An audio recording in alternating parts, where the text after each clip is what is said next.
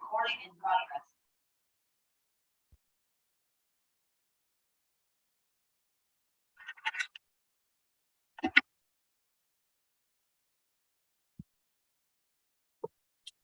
Good morning, everyone. A very warm welcome to this first ever Leadership Summit on Inclusion in Higher Education. My name is Reena Gupta, and I'm the Director of Office of Learning Support at Ashoka University. I'm absolutely delighted to be here with you for the next 3 hours as a host for this summit. The summit has been organized by Office of Learning Support in partnership with Changing Trust, ISTEM, and IUA, which goes by Inclusive University Alliance. Let me quickly tell you what these 3 organizations do. Changing works on the inclusion of persons with disabilities, gender equality, and the sustainable goals. ISTEM harnesses the power of technology and community to create equitable experiences and opportunities for all. And IUA is a collective of 8 to 9 leading higher education institutions and organizations in India. Well, what this summit aims for is something that needs a very sincere and a committed deliberation amongst all stakeholders. And while we realize that 3 hours won't be enough for this kind of discussion, we definitely hope to at least ignite some action points by higher ed authorities post the sessions today. Talking about sincere commitment towards inclusion in higher education, let me invite our Vice Chancellor, Professor Malavika Sarkar, to deliver the welcome address. Malavika ma'am, I request you to inaugurate the summit, please.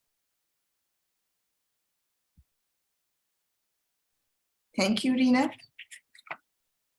A very good morning and greetings to everyone from Ashoka University on the occasion of this Leadership Summit 2022 on inclusion in higher education.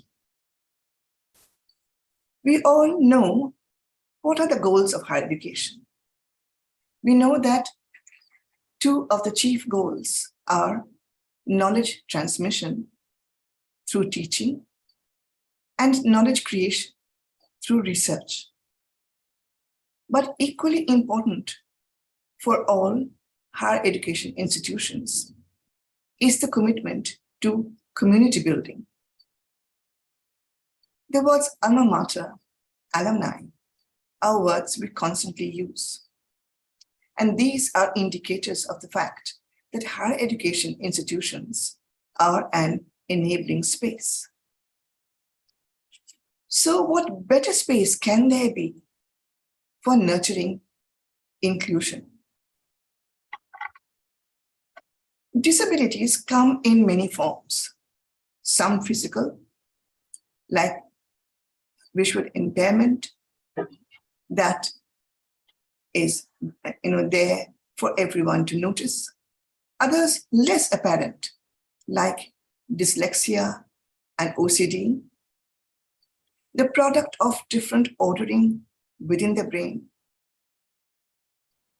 We need to understand all these conditions to help and support those who live with them and make them welcome in our community, that is, the higher education institutions. For this, we need tools, technology, but most of all, understanding. William Wordsworth's beautiful words in Tinton Abbey, little nameless, unremembered acts of kindness and of love. That is as important as technical support. But of course, technical support is a great enabler. So this summit, I'm sure, will look at all of these and many more aspects of inclusion. And there will be many new thoughts that will emerge out of this. We are grateful to our distinguished keynote speakers, Professor Shastra Budhe and Dr. Pankaj Mithal, for making time to be with us, and to all of our distinguished panelists for sharing their knowledge and their thoughts. And indeed, I thank the organizers for having put this together. So, a very good morning to all, and we look forward with much excitement to all that this summit holds out for us. We all look forward to it. And once again, a warm welcome from Ashoka University.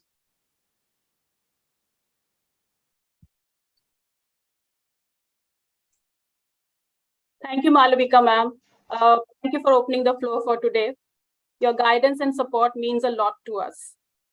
I remember all my conversations with you, and you have been talking about equal opportunities for all students. Thank you so much. Thank you for your presence here. Talking about equal opportunities, to ensure equal opportunities to the nearly 1 in 5 students with a disability, I think it is incumbent upon higher education institutions to ensure that their learning environments are accessible and equitable. So, yeah, and this exactly is the rationale for this summit. As mentioned in the agenda shared with all of you, in the next 3 hours, we will be touching upon the steps the government and regulatory bodies have taken, what the students themselves have to say, the perspective of a faculty member, a parent, role of a senior management in any HEI, the external support service providers, innovators, policymakers in government sector, public and private institutions, and of course, the awareness advocates. Few points I would just like to mention here before we start with our first keynote speech. Because of the online mode of this summit, we did not want to go beyond a few hours. And because of these time constraints, direct interaction with the participants, with the panelists will not be possible. So, however, we have left the chat box open, and we welcome your comments, suggestions, and questions that only the hosts can read and collect. We can connect after this summit and collaborate to either create a handbook or find some other way to take this movement forward. We definitely do not want this to end the discussions to end here with the summit. Well, I can see our first keynote speaker is already here. Yes, so our first keynote speaker is the Honorable Chairman of All India Council for Technical Education, Professor Anil Suhasrabudhe. We are highly honored, sir, that you are here amongst us today. I have interacted with you via emails in last 1.5 years, but it's such an honor to have you with us here, and I'm talking to you directly. So we all are eagerly looking forward to hearing your thoughts. You may, so it's over to you. Yeah, thank you, Reena Gupta ji. It's very exciting opportunity for me to join this elite group, which talks about inclusion in higher education. In this Leadership Summit 2022, there are learned people from all over the world. Ashoka University has taken a great role in terms of their own Office of Learning Support System, which has created a niche area for themselves in this domain. And I would like to reflect upon a few of the important things which, as a regulatory body and as a facilitator in technical education, that AICT has started doing in a very brief manner. And you did say that there will be no possibility of interaction, but I would leave the space open. If I finish early, please allow some people to ask questions, and we can certainly have some lighter discussions as well. By the way, this matter is a very serious matter, that inclusivity has been talked about world over, and the National Education Policy 2020, announced on 29th of July 2020, talks much more in detail about different types of inclusivity. If you know that the ranking system which Government of India adopted, called National Institutional Ranking Framework, there has been set of points meant for inclusivity. So this inclusivity, as people understood earlier, was in terms of gender, in terms of disadvantaged sections of the society, we call in India as SC, ST, OBCs, women, of course, and then the students coming from remote areas, tribal areas, rural areas. How can we get them on board into the education? Limited understanding of the most of the people was initially to this extent, but gradually what we call today Divyangajans or physically challenged students, how can they be included was also a matter of concern for over a decade. So we have been having reservation for students of PWD. But further added to that, there are students who have different types of learning disabilities, which we call students learning disabilities, SLDs, or we call them dyslexic children who have some problem with numbers, some people with the letters, and all of these kind of candidates intrinsically have great strength, and we are not in a position to make use of that because they do not get admitted in the normal course of education, be it our entrance exams, be it our normal 10th, 11th, 12th grade exams.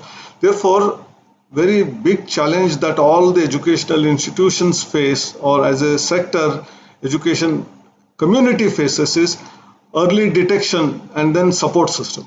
And this is what is to be created if the nation wants to grow, if the nation wants to be an advanced nation, if the nation wants to be really sensitive to the needs of all the people of the country, then we need to do all of that. And the national education policy has all these elements embedded in that, and that is why AICTE, while for last more than a decade, have been keeping one of the parameters out of all of this, that is accessibility in terms of movement, in terms of toilets, in terms of other structures which will enable the physically challenged students to move freely in the campus. Then whether it is visually impaired or whether they are hearing impaired or whether there are any problems in terms of their knees or the legs or the arms. So such children, how do they get to move around in the campus and get the same level of education as others? But this was not good enough because many of these children cannot learn the same way as the rest of the children. So what kind of technology support can be provided, thereby their learning becomes as effective or more than that of the rest of the children. And that is why we set up two committees post the announcement of the National Education Policy. One of them for PWD children, that is in India we call Divyangjan or physically challenged students, how their education can be of the same order of magnitude, same level as that of the rest of the students. So the committee was headed by Dr. Balakrishnan from IIT Delhi, who himself has worked for visually challenged in many ways. There were other committee members and they all came out with a committee recommendation which we are implementing. There was another committee headed by Dr. P.P. Chakrabarti, the former director of IIT Kharagpur, who was also a passionate man, and we had several members in that committee who all had contributed for different types of children with learning disabilities in order to promote them right from school education to high school education. And that is where we had interaction with Ashoka University. Madam Reena Gupta ji was also part of this team which worked exhaustively in order to create what is known as a recommendation which helped us in going ahead and then adopting it in our AICTE. What we did further was, we may have set of recommendations, but unless they are implemented, we will not be going any further. So AICTE in its executive committee and council has decided to support in each state one model institute where full accessible education is provided making use of technology, and fund to the extent of rupees 5 crore per center. And this includes all variety of disabilities or all variety of the characteristics of the students and the way they need to learn, how they can be empowered. That is going to be included in this particular state, in a particular institute.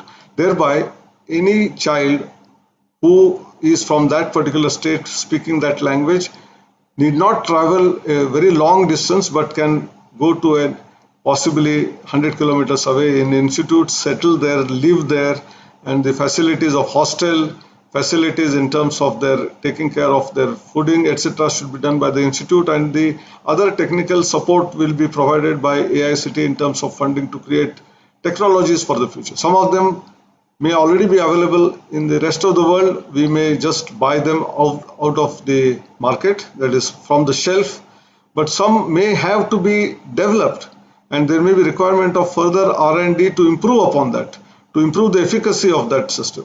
And all of that, we have decided that we will keep on doing it in the next 3-4 years to see to it that no child who is having this kind of a problem will face a difficulty in getting higher education.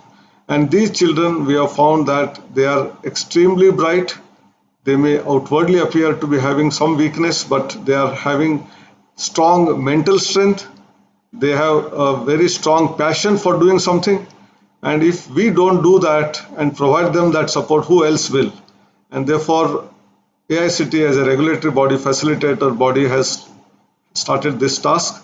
I'm sure all of you will throw more light on what exactly precise things are required for different types of students in order to empower them. And we are too willing to listen to you to adopt that, implement that, and make this world a very happy place for all citizens of the world. We talk about global citizenship.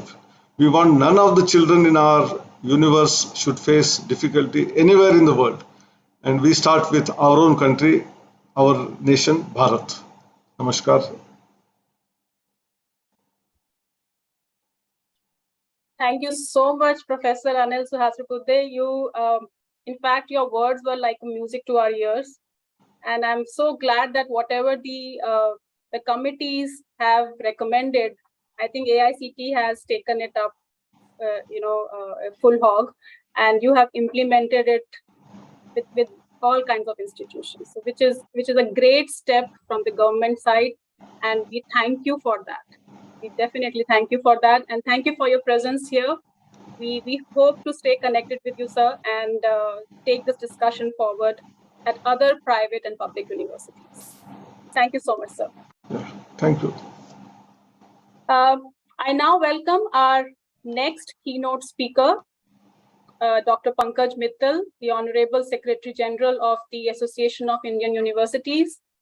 Welcome, ma'am. We are indeed grateful to you for graciously and readily accepting our invitation. The floor is yours, ma'am.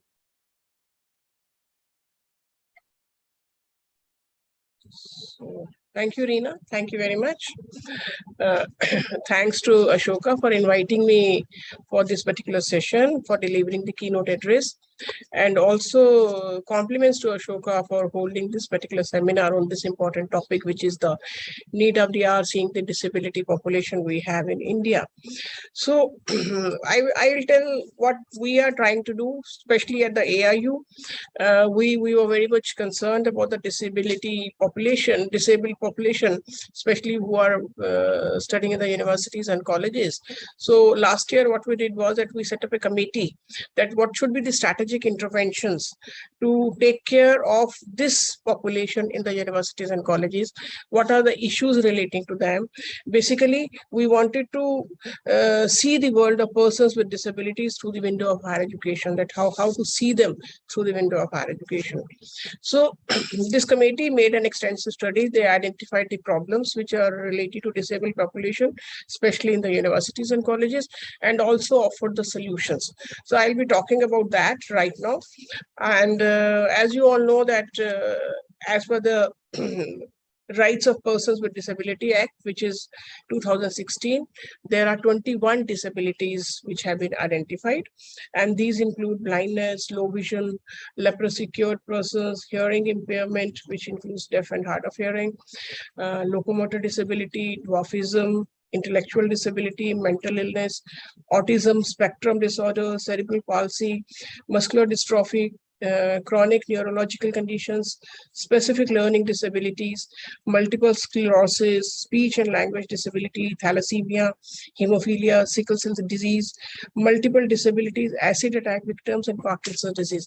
Why I'm just naming these disabilities are because many of times when we are in the higher education institution, we just think of 3 or 4 disabilities, that is locomotor disability, visual disability, and hearing also is not to that extent taken as a disability as far as students are concerned, because very few students with hearing disability are there in the universities and colleges. But there are 21 such disabilities which have to be taken care of by the higher education institutions if we really want to have an inclusive population, if we really want to have a classroom in which everybody is there and everybody is given equal opportunities.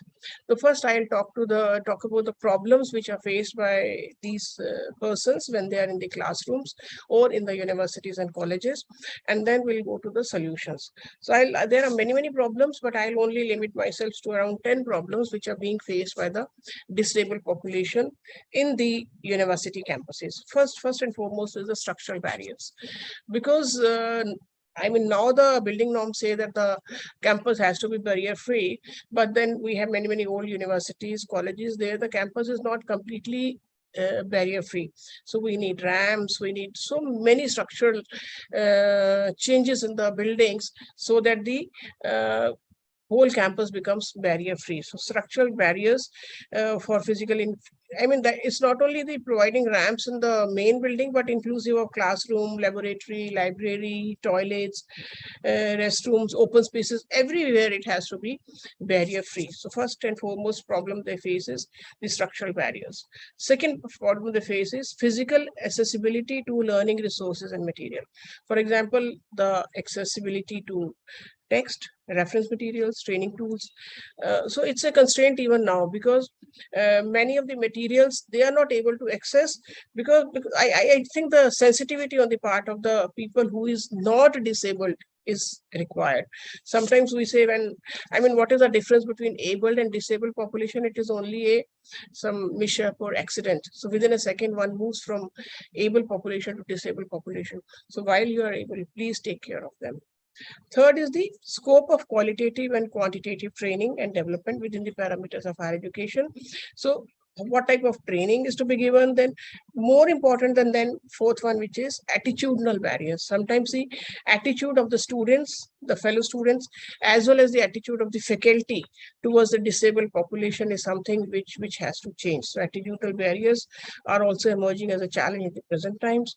Then fifth is that there are no special educators in colleges, professional colleges and universities who can provide hand-holding services and academic support to PWDs, means persons with disabilities. So special educators have to be appointed by the universities and colleges to support the disabled population.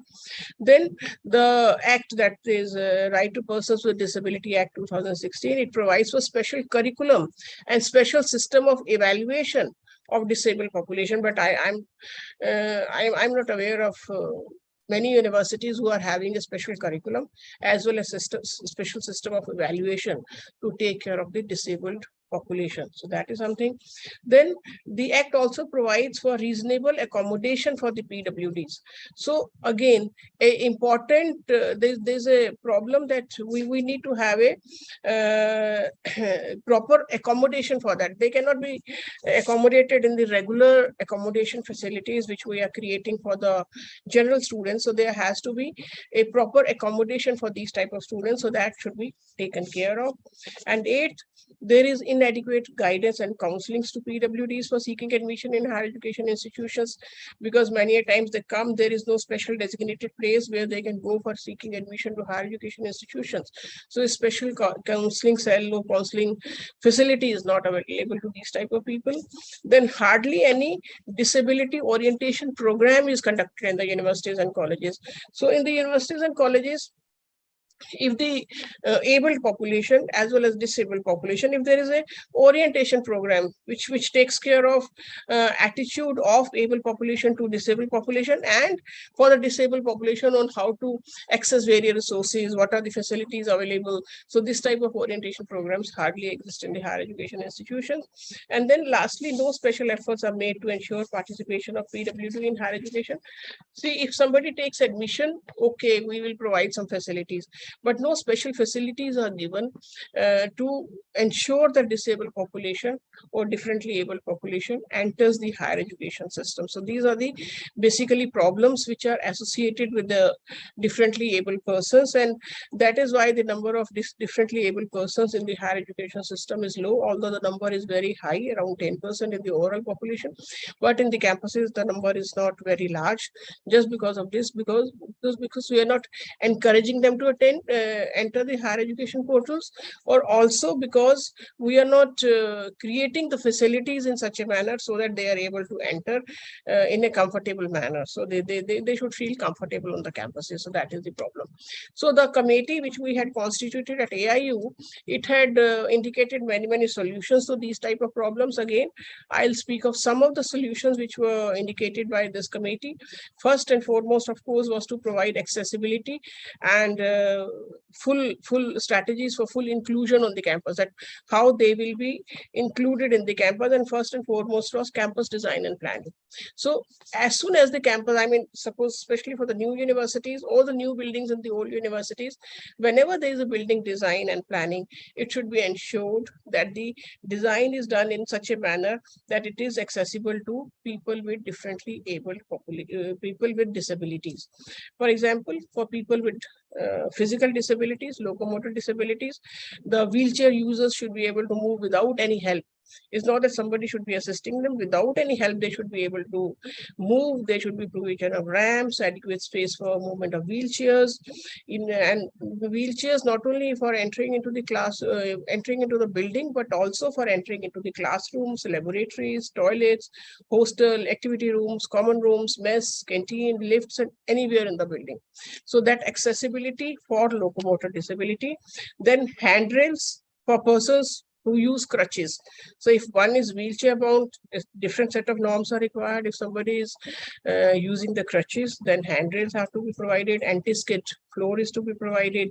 Provision of signages for each and every moment, and accessible emergency fire alarms. That is also very important for people with physical disability. Now, persons with hearing impairments.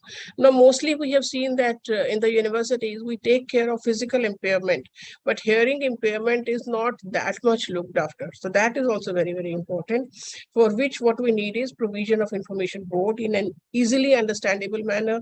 Information in pictorial form should be provided as far as possible. Good acoustics in the classroom. Sometimes noisy fans are there. So because of those noisy fans, the people who are hard of hearing are not able to listen to the lecture. So acoustics should be very good, and any type of distractions like noisy fan or noisy AC should not be there. Provision of signages, layout map for movement to the desired place, loop induction system in classroom, and deputing sign language interpreters. Again, this is important. If we can have sign, I know that it is difficult to have sign language interpreters in each and every class, but as far as possible, if we are able to have sign language interpreters in the classroom, it will be very good. Similarly, for persons with visual impairments. So when you're talking of visual impairment, we need provision of braille signages, including tactile paving. So tactile paving is something which new campuses are having, but we need tactile paving for the visually impaired population. We need unobstructed covered corridors with handrails. We need removal of protruding objects and low level roofing. So sometimes something is protruding from the walls and all, which is very dangerous for the visually impaired. So it is very important. And then provision for tactile maps at conspicuous places. So that is important for people with the visually impaired.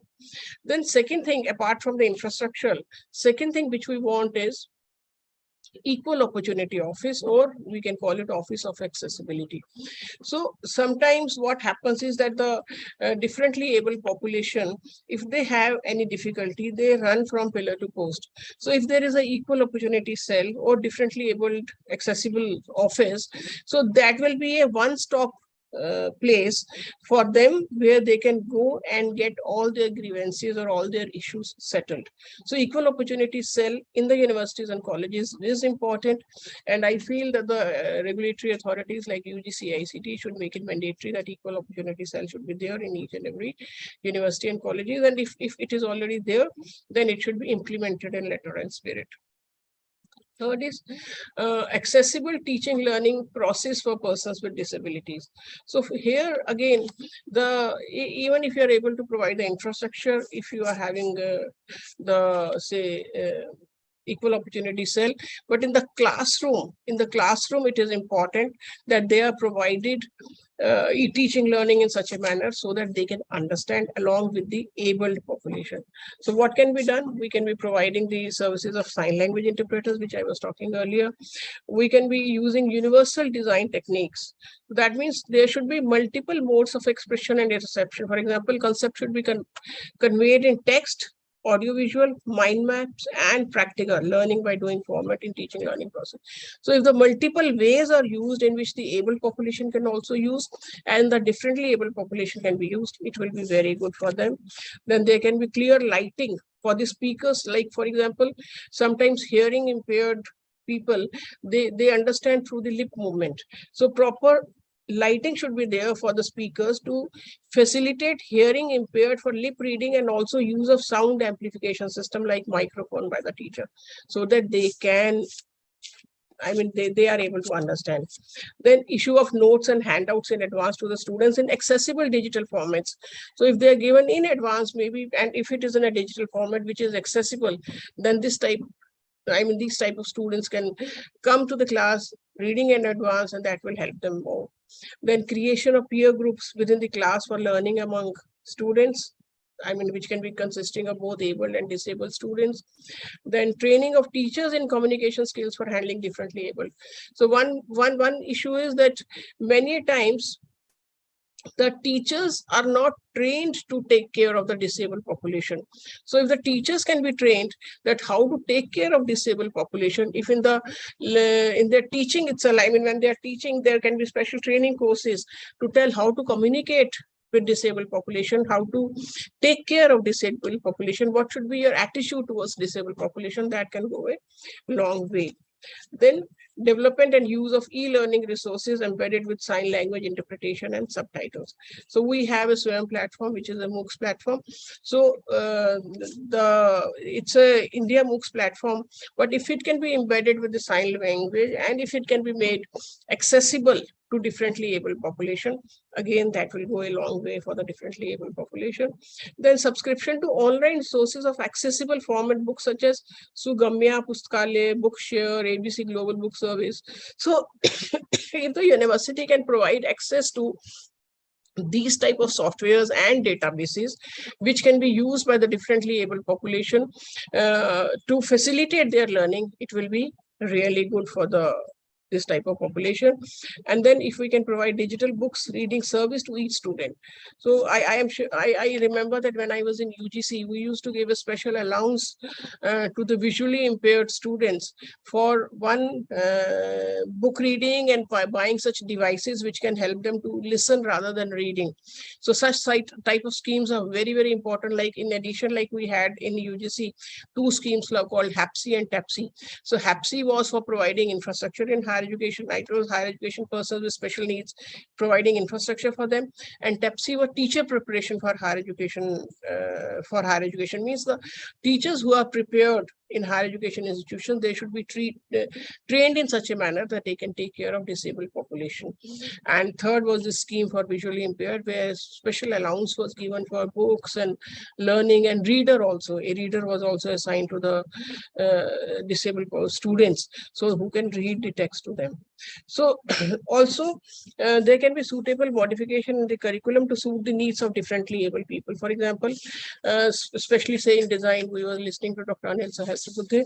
So in place of manual drawing, if it can be replaced by CAD design, CAD and all. So like this, a suitable modification in the curriculum can also help the disabled population. Next is special provisions for persons with disabilities in the examination.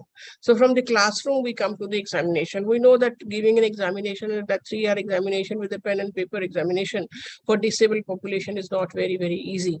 So special arrangements have to be made for disabled population to write their examinations. For example, provision of scribes for the students who have difficulty in writing or the ones who have visual impairment.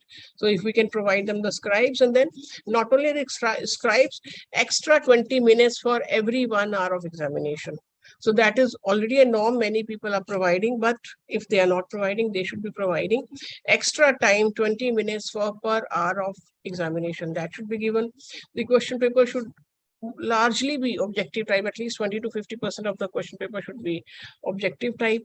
And we should also permit and make adequate arrangements for use of computers for writing the examinations. If they are not able to write in hand, if we can make arrangements for the computers, that will be very good. And then very important thing is the segregation of answer scripts of the normal students and the disabled population, because the person who is sensitive to disabled population will be able to evaluate them in a better manner. They will be able to understand at what the student is actually wanting to write. So if we can segregate the answer scripts for evaluation, it will be really good. And then one more thing is inclusion of students with specific learning disabilities. This is an area which is largely ignored, because specific learning disabilities are specific type of learning disabilities which are not visible with the naked eye, but they are learning disabilities. So taking care of specific learning disability population is very, very important. Then faculty curriculum. Faculty curriculum, when I say that, especially for B.Ed, M.Ed programs who are the teachers, teach especially in the schools. So special B.Ed, M.Ed program should be offered in various universities and colleges, which can take care of disabled. They call it B.Ed special education, M.Ed special education. But I feel that apart from B.Ed special education and M.Ed special education, the regular B.Ed program should also contain some course material which sensitizes the teachers in taking care of disabled population, because we cannot be having such a large number of B.Ed special education teachers. We can be having B.Ed in which emphasis should be given for teaching to disabled population so that they are sensitized towards this. And then FDPs means faculty development programs for higher education institutions in disability sector.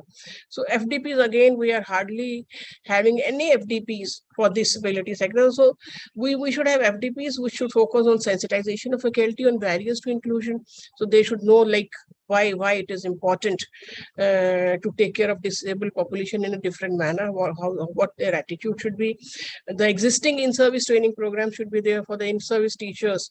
The teachers who are already existing in the universities and colleges, there should be in-service training so that they are also trained on how to handle disabled population, what should be their attitude towards them and how they should be treating them. Then easy to understand and jargon-free language should be there in the FDP. And one more thing, I think many times the things in our higher education systems are driven through rating and ranking. So if in rating, like in NAC rating, everybody now is worried about NAC rating because anything below 3, they are deprived of so many things. And anything below 100, they are deprived of so many things. So if they really want to do something, they have to be in top 100 or 1000 in international ranking or 3 in the NAC rating. So if this provision is added in the NAC rating and the NIRF ranking, some marks are given for disability friendly infrastructure, classrooms, curriculum, teachers training.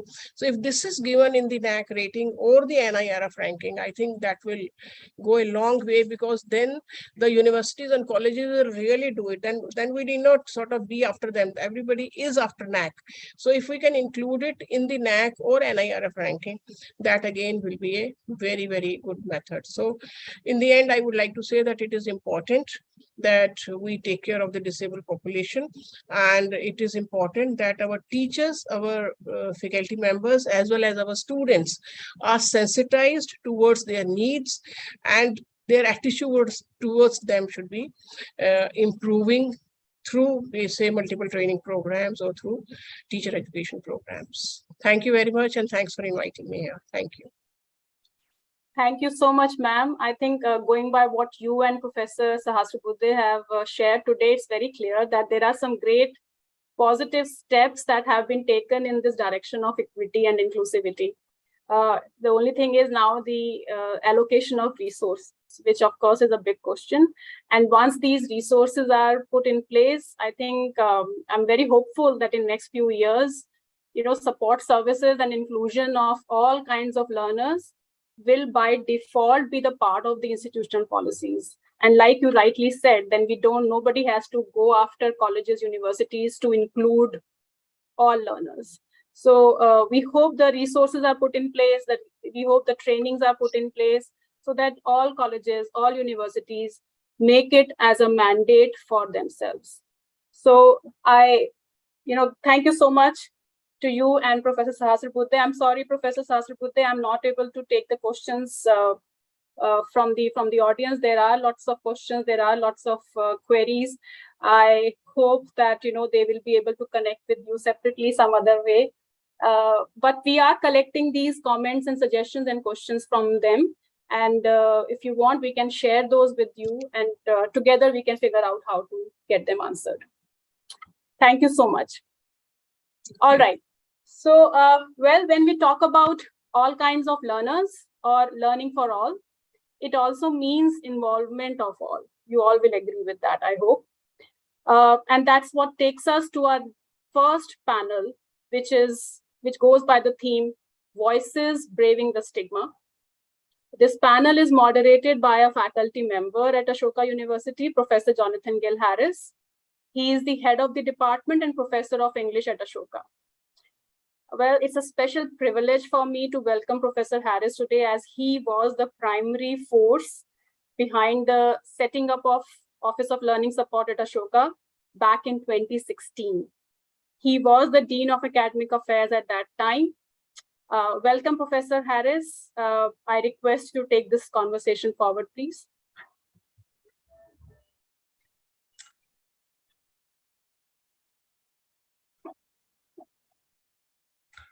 Thank you, Reena. It's my great pleasure to be here. I'm so delighted to be part of this conference because 6 years after the Office of Learning Support was set up at Ashoka, we would have never dreamt that the office would have become what it is, but also that we would have an opportunity like this to have a nationwide conversation supported by people that you have heard today. Can you hear me clearly? Professor Harris, your audio settings need to be checked. Your voice is not clear at all. Can you hear me clearly now? Let's see how it goes, but seems to be the same. Oh dear, I had set up a microphone, but can you hear me now? We can hear, but it's not that clear. The other day it was much better. Maybe if I put the microphone right in front of me, can you hear it now? Couldn't get what you said, Professor Harris. Oh, goodness. I think this is a problem with my laptop, which is going to be insurmountable. Okay. Do you want to rejoin? Would that help? Or the other day when we did that discussion, your voice was very clear. I'll tell you what, I'll join from my phone. If you can rejoin, Professor Harris.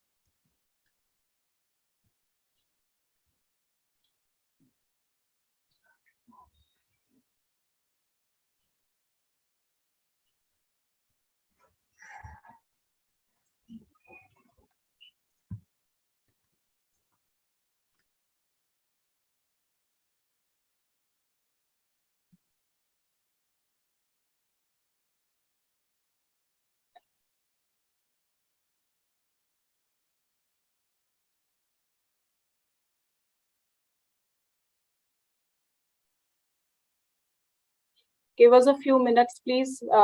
Professor Harris will join soon.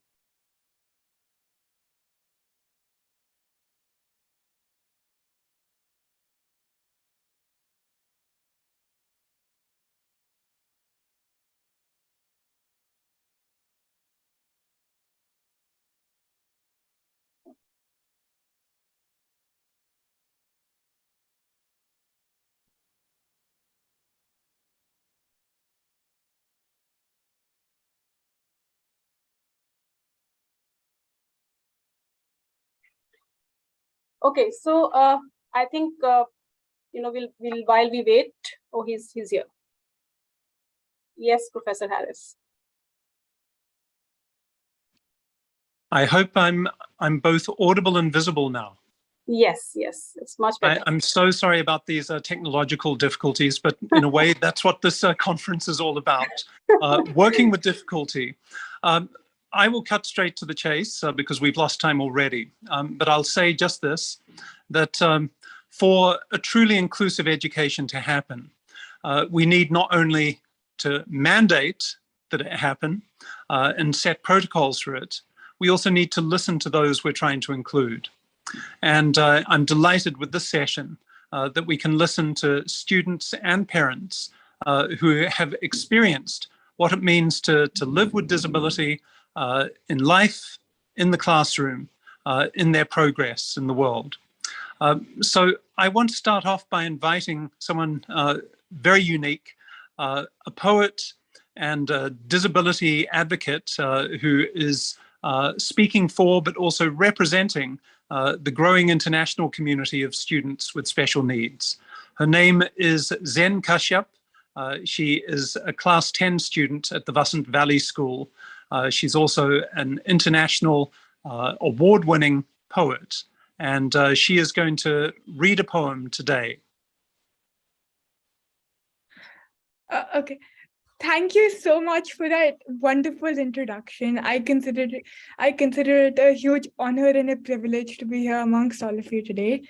As Professor Harris just said, my name is Zen, and I'm a usual teenager next door who loves to Netflix and chill. I'm a huge fan of the show Money Heist, and I've watched the show about a gazillion times. I also enjoy public speaking, learning new languages, and of course, annoying my younger brother is a given. Despite coming from relative privilege and having been lucky enough to be part of an all-inclusive school like Vasant Valley, throughout my young life, I have witnessed firsthand the challenges that come with disability. Through Shakti Foundation, a not-for-profit run by my father that works on early intervention and rehabilitation of children with special needs, I have had a tremendous amount of exposure to issues faced by my tribe. Based on what I have experienced, I feel that we as a society neither understand nor do enough about disability and differentness for many reasons. Despite the growing incidence of disability worldwide, we are unwilling to accept the fact that these issues exist. It is some kind of pervasive denial syndrome. If we accept these issues due to societal taboos or associated stigmas, we refrain from talking about them. So unfortunately, in the absence of even acknowledgement, the advocacy and action that is needed to address this as a supporting societal infrastructure and legislative action is certainly a long way off. So to break this vicious cycle, open dialogue and forums led by stalwarts like Ashoka University are the key. In the arts, whether music, poetry, or writing, are all ways to spread the message in bite-sized, easily digestible pieces to the masses. Also, I feel that when it comes to normalizing differentness, it is imperative that we need to start sensitizing and normalizing differentness early in the life of children. So before I begin my poem, I'm just going to give you a little bit of background about what it is and why I decided to write it. So I participated in a poetry writing competition in my school, and we were asked to write a poem on the topic of disability. It struck me then that a topic so simple was actually so profound. As I contextualized it in what it meant to me, I thought about how through generations of conditioning, we as a society have arrived at a rampantly prevalent definition of what is normal and what is not. However, in doing so, we often ignore the power that differentness bestows upon us. If we aspire to move from being good to being great, we must actually celebrate our imperfections. As a first step, we must accept the fact that every one of us is unique in a very, very special way. The single most important quality to do so is empathy. And we must hone that and make it our collective superpower. Once we do so, we'll be able to take the next step towards normalizing and thereby destigmatizing differentness. My poem, L'Extraordinaire, is an ode to exactly that, celebrating of differentness and embracing our imperfections to be the best possible versions of ourselves. I hope you enjoy my recitation and help me spread the sunshine on such an important topic. L'Extraordinaire. What is disability? What does differentness mean? I looked up the internet for some insights to glean. A societal imposition on those who to normal don't conform. A label, a pronouncement, in my opinion, way too strong. In one swoop, it just calls out how a person doesn't fit, ousting from mainstream and a right at the table to sit. These sweeping generalizations are senseless at best. We should put this labeling once and for all to rest. The greatest minds of yesteryears had disabilities galore. Those fueled their very passions and led them to do more. Helen Keller, Frida Kahlo, Einstein, and Stephen Hawking too. Bocelli, Beethoven, and Van Gogh, just to name a few.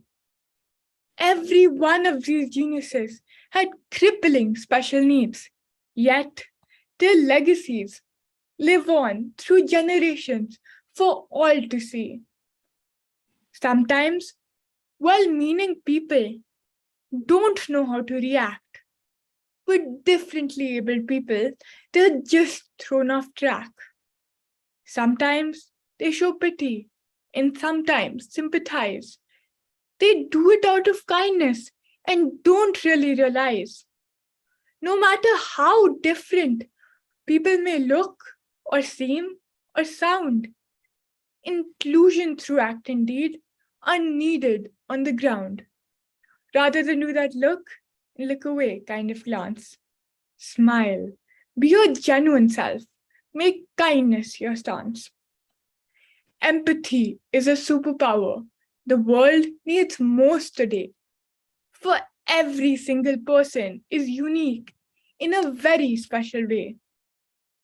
Sometimes disabilities are very visible for all the world to see, but invisible ones are just as terrible. I'm sure you'll all agree. Everyone is fighting a battle of which you have no clue, and their mighty problems might be unknown after you. So let us celebrate our fellow humans, irrespective of their state, appreciate all differences, and move from being good to being great.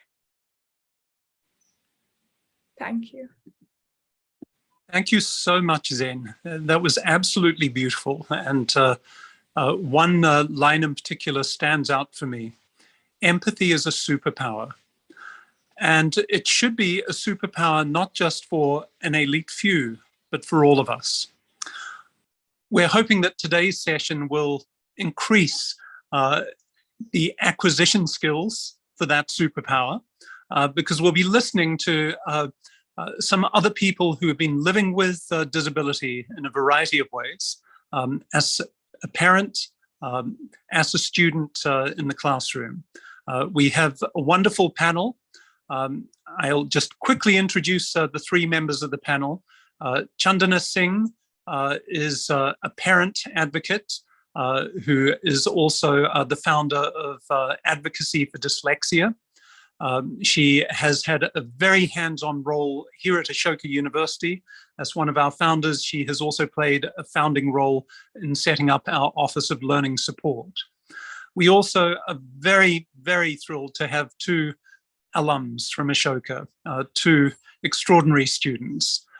We have Mili Kuriakos, who majored in psychology at Ashoka University. She is now a master's student at Northwestern in clinical psychology. That's one of the top graduate programs in the United States. And she is also practicing as a therapist, as a trainee therapist. She is a special needs student who has shown us what is possible when one thinks without the glass ceiling of conventional ideas about ability. Shakil Shankar is also an extraordinary alum of Ashoka University.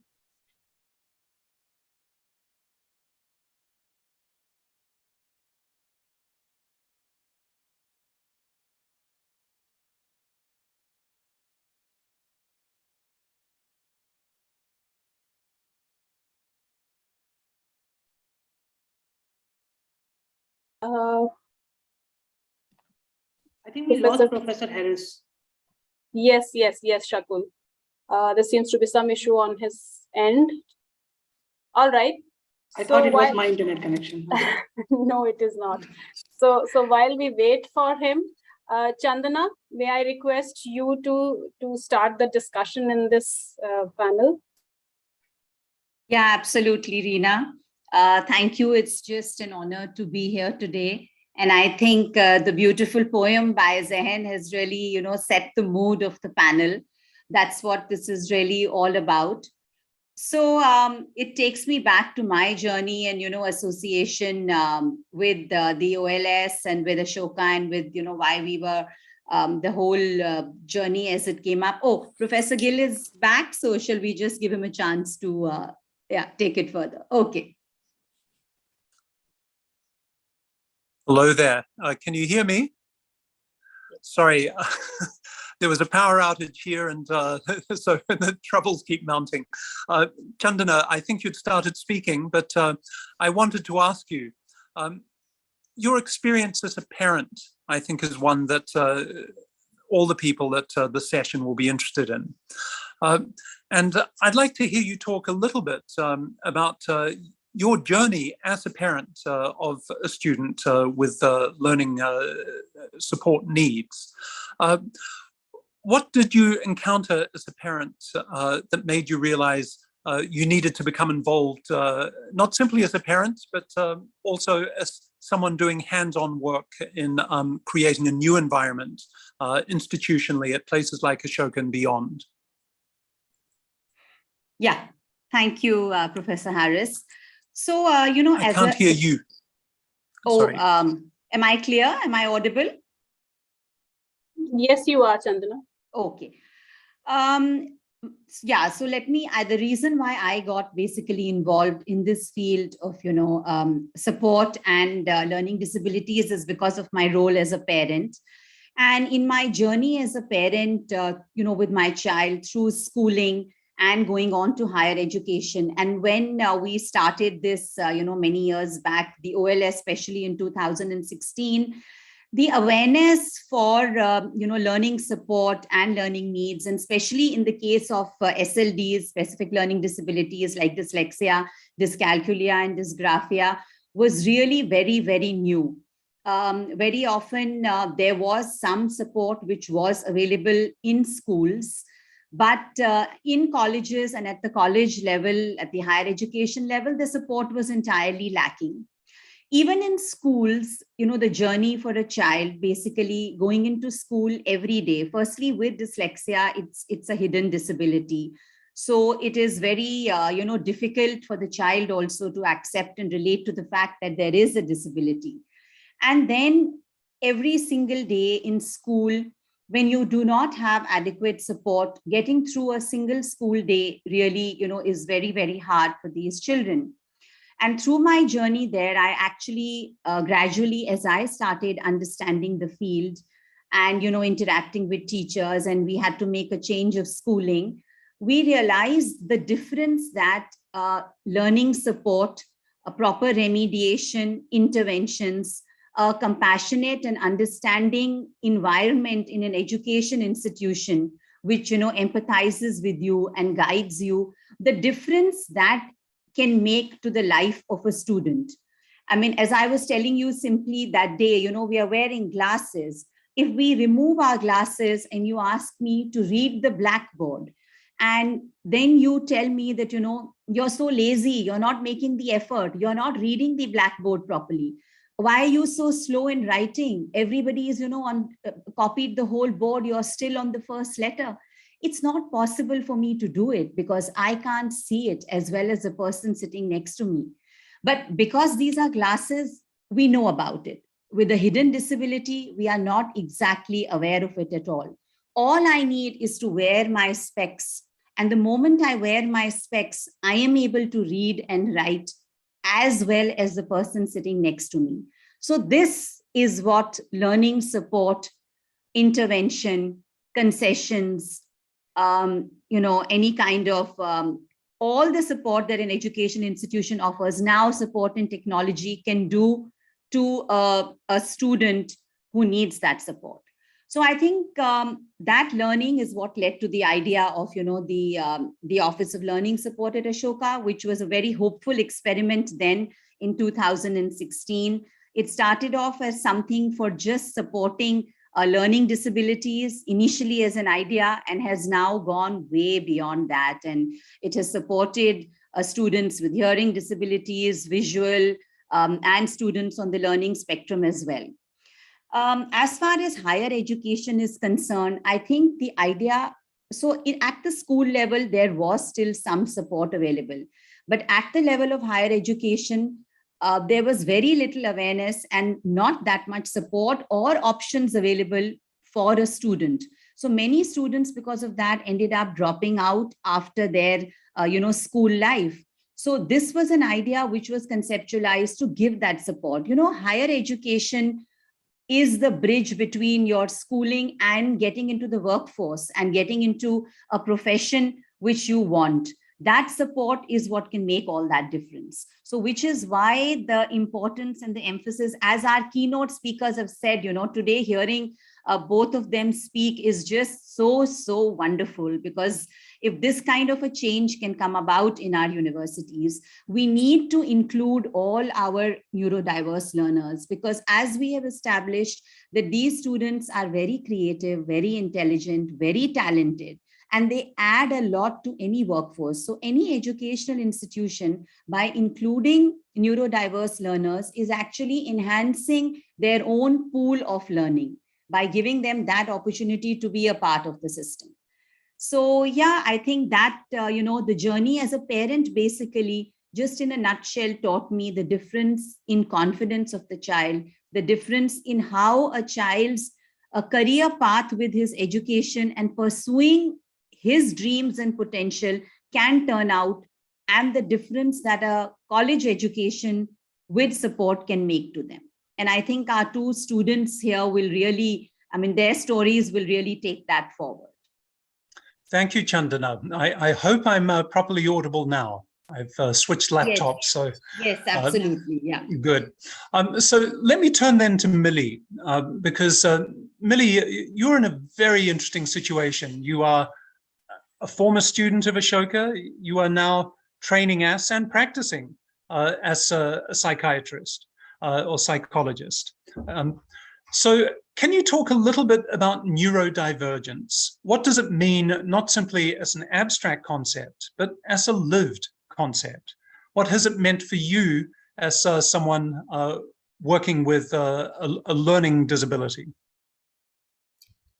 I think, firstly, Chandana ma'am, I think your analysis of glasses is a beautiful metaphor for what it's like to be someone with an invisible disability. And being neurodivergent, I would define it as being divergent, being different, seeing things a little differently. I I will give you an example of what happened to me in school. In my first semester of college, I took a foundation course, and they gave me this dense, heavy reading material.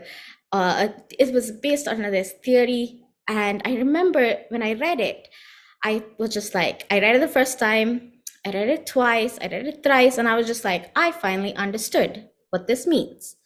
I was excited. I went to class, I started talking, but what I read and what was actually there, what was the author's intention, was two very complete things.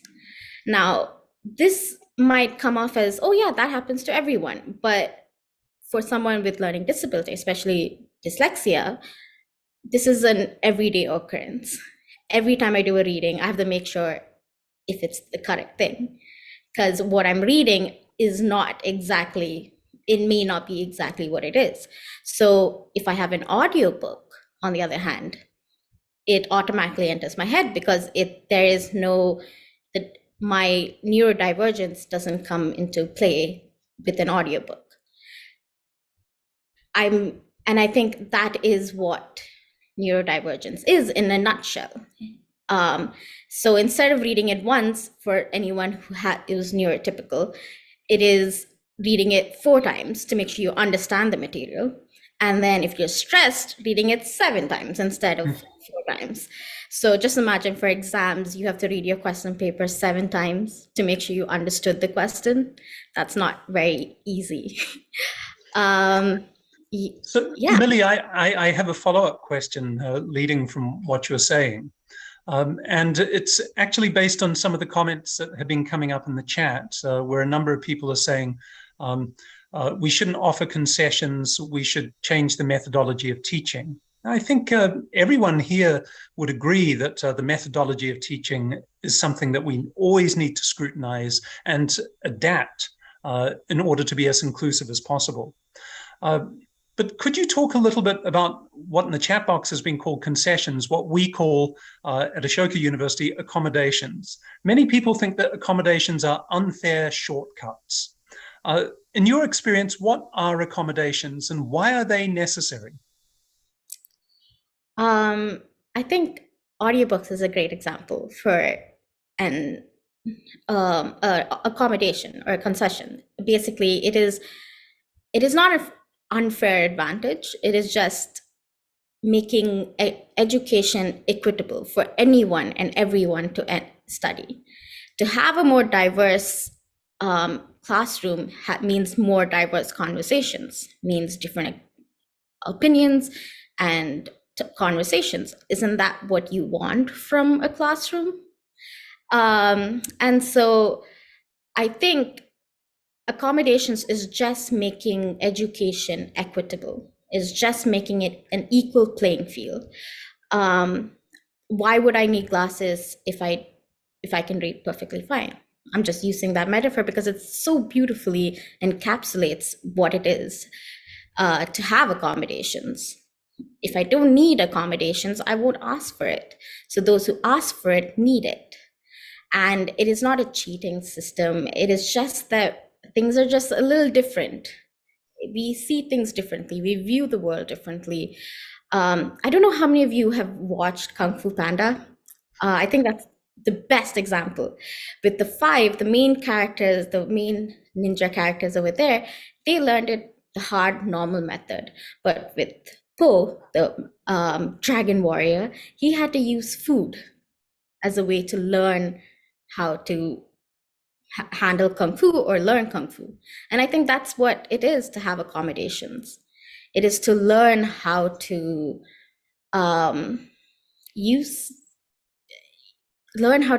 make education accessible and make it for everyone. And I'm pretty sure if you have food as an incentive, you will also learn a little better. So it's for everyone. Let me bring Shakul into the conversation. As I'd mentioned, Shakul is an alum of Ashoka, a maths and computer science student who has also become a disability studies activist and advocate through the work he is doing in his amazing organization, iSTEM, which addresses accessibility issues. Shakil, could you speak a little bit about your experience at Ashoka and perhaps address the question of your own personal experience of what it means to provide an accessible education? And also, what does this ask of faculty in particular? What do we, as the people who are teaching you, what do we need to learn in order to help provide the accessible education that an inclusive learning surely entails? Sure, Professor. First of all, thanks so much. Really delighted to be here. Now, Professor, before coming to talk about Ashoka, I'd like to share a brief journey, like 30 seconds, just to give a brief sense to all of you how I reached Ashoka. So the problems were there since my childhood, and the actual problem started back in 2013, about a decade ago, when I completed my class 10th. So I wanted to study science, but everyone in my school said that, I won't be able to study science, and my school outrightly denied me studying science. And you know why? Just because I was visually impaired and could not see. And people thought that someone who cannot see will not be able to understand mathematics because it's too graphical, too visual, chemistry, chemistry and physics, because they thought that being a visually impaired person, it wouldn't be possible for me as an individual to study these subjects. And before me, people used to study humanities or arts, not even commerce. I had to fight hard. I had to change school, go to another school, give another entrance examinations and all those things. I completed my grade 12th, but problem stays even after that.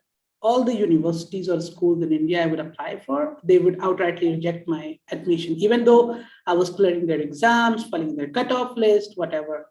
Fortunately, not fortunately, actually, I got into one of the college in Delhi University on a condition that I would never complain in maths honors, right? But during that time, my Ashoka interview and everything was happening, and finally I got an offer. So I left that college after a month. But coming at Ashoka, we had the same issue, and the issue that others were describing, which is to say that we don't have support system or mechanism to be able to support a blind student, that too studying sciences, mathematics, computer science. This is not very common in terms of a blind man coming and I say, you know what, I want to study technology, I want to study mathematics. But the change in the attitude from people at Ashoka is that they were ready to listen. So I started in 2015 as a second batch after the first founding batch in the UG program. I entered in the second batch in 2015. We had no system at then, but Professor, you would remember me at bugging you during when you were Dean of Academic Affairs. I would go and stand outside OAA, Office of Academic Affairs, says, look, here are my needs. I need my material to be accessible formats. And when I say accessible formats, basically anything that you would read in hard print, I needed to be converted in one, digital format, two, a digital format that can be accessed through the screen reading software that I use as a visually impaired student. But the problem is, during that time, no screen readers could read mathematics. One, because all those Greek letters like alpha, beta, gamma, and all, they are spatial and images. So a screen reader don't recognize images. They can only recognize what is actually being typed on the computer, the digital text. Secondly, mathematics is not linear, but screen reader read things top to bottom, left, right? So if I'm trying to read a line, it would start the line from the left and go until the right. Until the line ends, it will continue to read if I've given a line reading command. But mathematics is spatial in nature. For example, if you see 1/2, where 1 is written on top of 2, right? If you try to read the same equation with screen reader, it would say 1 in one line and 2 in the other line. So the problem continues, and we were in a way zoned out how to tackle this kind of issues. So initially, when OLS was not came into picture, we started with a team of volunteers who would record the material for me and all those things. But the great thing happened in 2016 when we actually formally started OLS. And after that, it's been 6 years, there have been no looking back. We started, as Chandana mentioned, as to support people with learning disabilities. But because I was there, because we needed support, because we wanted to work and we wanted to make our system inclusive and accessible and usable for everyone, we went ahead our capabilities and specialties. We started learning, and we all knew that even I wasn't an expert of accessibility or technology or inclusion or diversity and such that.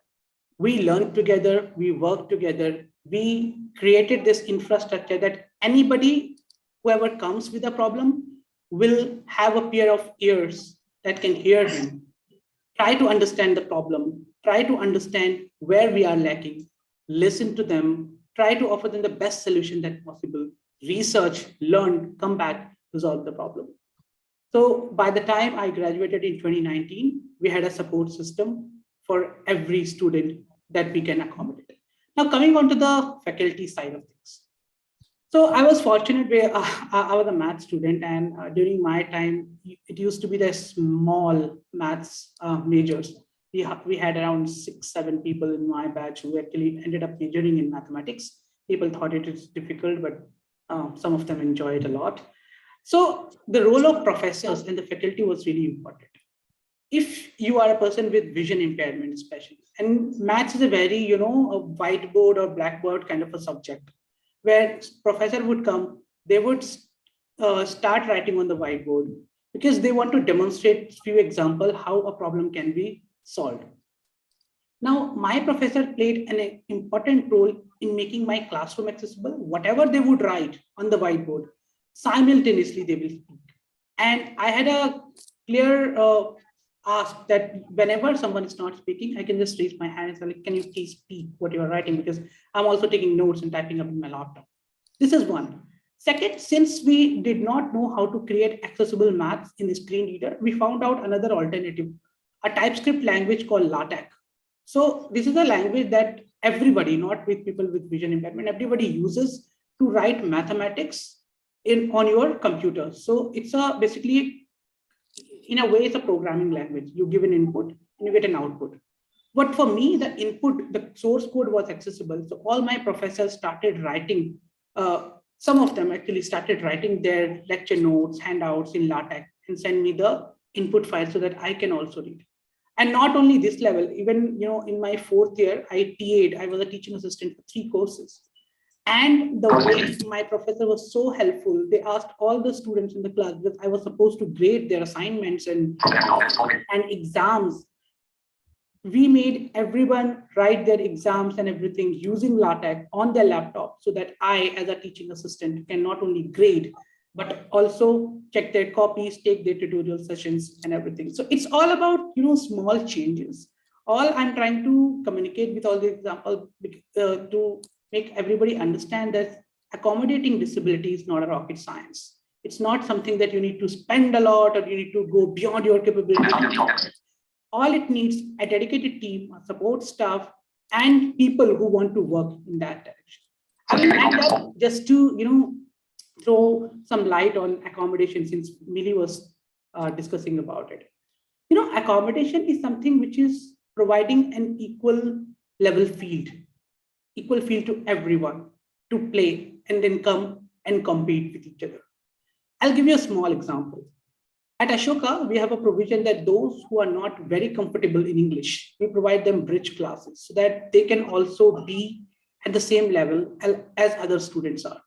Since English is not our language, it's not our first language for many of us, we cannot expect everybody to know fluent English as some of us would.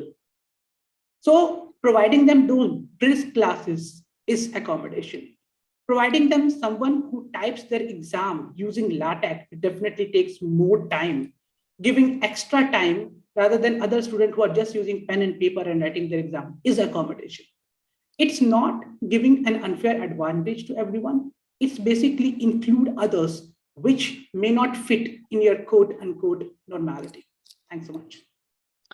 Thank you, Shakul, and thank you, Mili and Chandana. We're really running out of time here, unfortunately. I just want to stress a couple of things as we close this panel.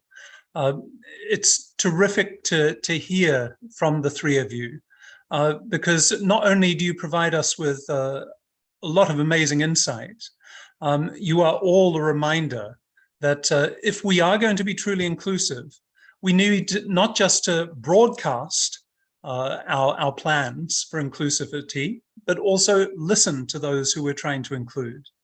And any education system that is going to succeed is one that cannot be set in stone. It needs to be growing with its students, adapting with its students, learning from its students. Learning is not something that is simply handed down from on high. It is a dynamic conversation that involves adaptation on all sides. The word education means in Latin to be led out of where one was. That applies just as much to us as educators. We're not just doing the leading, we need to be led by those who can broaden our horizons as well. Thank you very much, and I'll hand things back to Reena at this point. Thank you, Professor Harris. Chandana, Shakul, Mili, and Zen. I think you all perfectly represent the voices that need to be heard, and they need to be heard loud and clear. I honestly, I hope that, people who are part of this summit today and people who are watching live on YouTube, you will take points from this panel and you will be able to implement something for sure.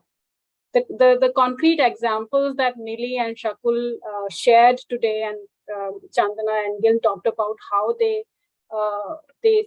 thought of the plan for Office of Learning, a dedicated team basically on a campus, and how it changed things for everyone. We have also evolved. Being the director of this office from the very beginning, I can very proudly say that every student who comes to Ashoka with any kind of a learning condition, we grow multiple times with them.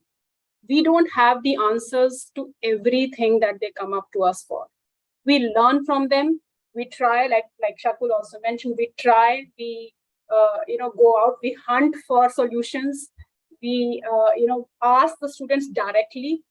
We collaborate with the professors, we collaborate with the staff members on the campus, and it just happens. So, you don't really need to wait for everything else to be put in place first and then start the support. Open your gates, open your doors for all kinds of learners, and let everyone learn together and grow together. So that's the message. Chandana, you want to say? I just want to add further to what you're saying, that it's a small step. Like you said, you learn together, you grow together. But this small step taken by the education institution has the ability to go across and transform and make a difference in so many lives. I mean, with the OLS at Ashoka itself, we have 2 students on this panel, and we have so many other students for whom actually it has been a difference of maybe, not having an option and having to drop out after school to, a higher education institution providing this support, bridging the gap and taking them to where, Mili, Shakul, and so many others are, where they are pursuing a career of their, dreams and choice, and they are able to work to their full potential and realization. So I think, the message that it's a small step, but it makes a huge difference. So I think everyone needs to sort of take it, which I think is what our keynote speakers also really, made us believe, that I think this change is now actually happening. Just wanted to add that. Thank you. Great. Thank you so much. Thank you, Professor Harris. It worked out perfectly fine. Your internet, your audio system. See, at the end, it worked out absolutely fine. So no worries. Thank you so much, everyone. We now move to our second panel. Give me a second. We now move to our second panel, which goes by the theme Higher Ed Movement, Building Support Structures on University Campuses. Well, I will be the moderator of this discussion, and let me invite our 2 panelists here, Dr. Sam Tarapurwala and Professor Gaurav Raheja. I'll just briefly introduce both of them. Dr. Sam is the Executive Director of the Xavier's Resource Center for the Visually Challenged, XRCVC, which he founded in 2003. He has been at the forefront of work resulting in the amendment of the Copyright Act, India in 2012, deployment of over 30,000 accessible ATMs in India, and opening up of science education for blind and low vision students. He retired as Associate Professor and Department Head of Sociology and Anthropology of St. Xavier's College, Mumbai. Welcome, Professor Sam. Dr. Gaurav Raheja. Gaurav, I hope you're here. Dr. Gaurav Raheja is a professor and head of architecture and planning at IIT Roorkee with over 16 years of teaching and research experience. He is a joint faculty in the Department of Design and also a professor in charge for inclusion and accessibility services at IIT Roorkee. Professor Raheja he has been the chairperson of the committee for drafting accessibility guidelines for higher education institutions and universities in India for UGC. These guidelines were rolled out in the month of July, and Professor Gaurav Raheja has a huge role to play in that. Welcome, Dr. Sam and Dr. Gaurav. Well, right, pleasure to be there. Thank you. Pleasure here. Thank you. Going by the title of this panel, when we talk about building support structures at university campuses, I'm sure we all will acknowledge that a lot of work has been done, and that a lot of work, and not only a few years, I think for decades, people have worked on it, people have advocated for it, and to bring the awareness of accessibility to the forefront. Now, talking about this, my first question to you, Sam, with decades of these precedents where people have demanded equal access in higher education in India, why do you think these challenges still exist? People have been asking for it for years, like I said, for decades. There have been guidelines, there have been the act, the policies, everything from the government side. All these things have been put in place, but still there are challenges that exist. If you can share your thoughts on that. Sure, Ina. Is my audio clear enough? Yes, it is. Okay, so, let's put it this way. The disability sector in India is an evolving movement.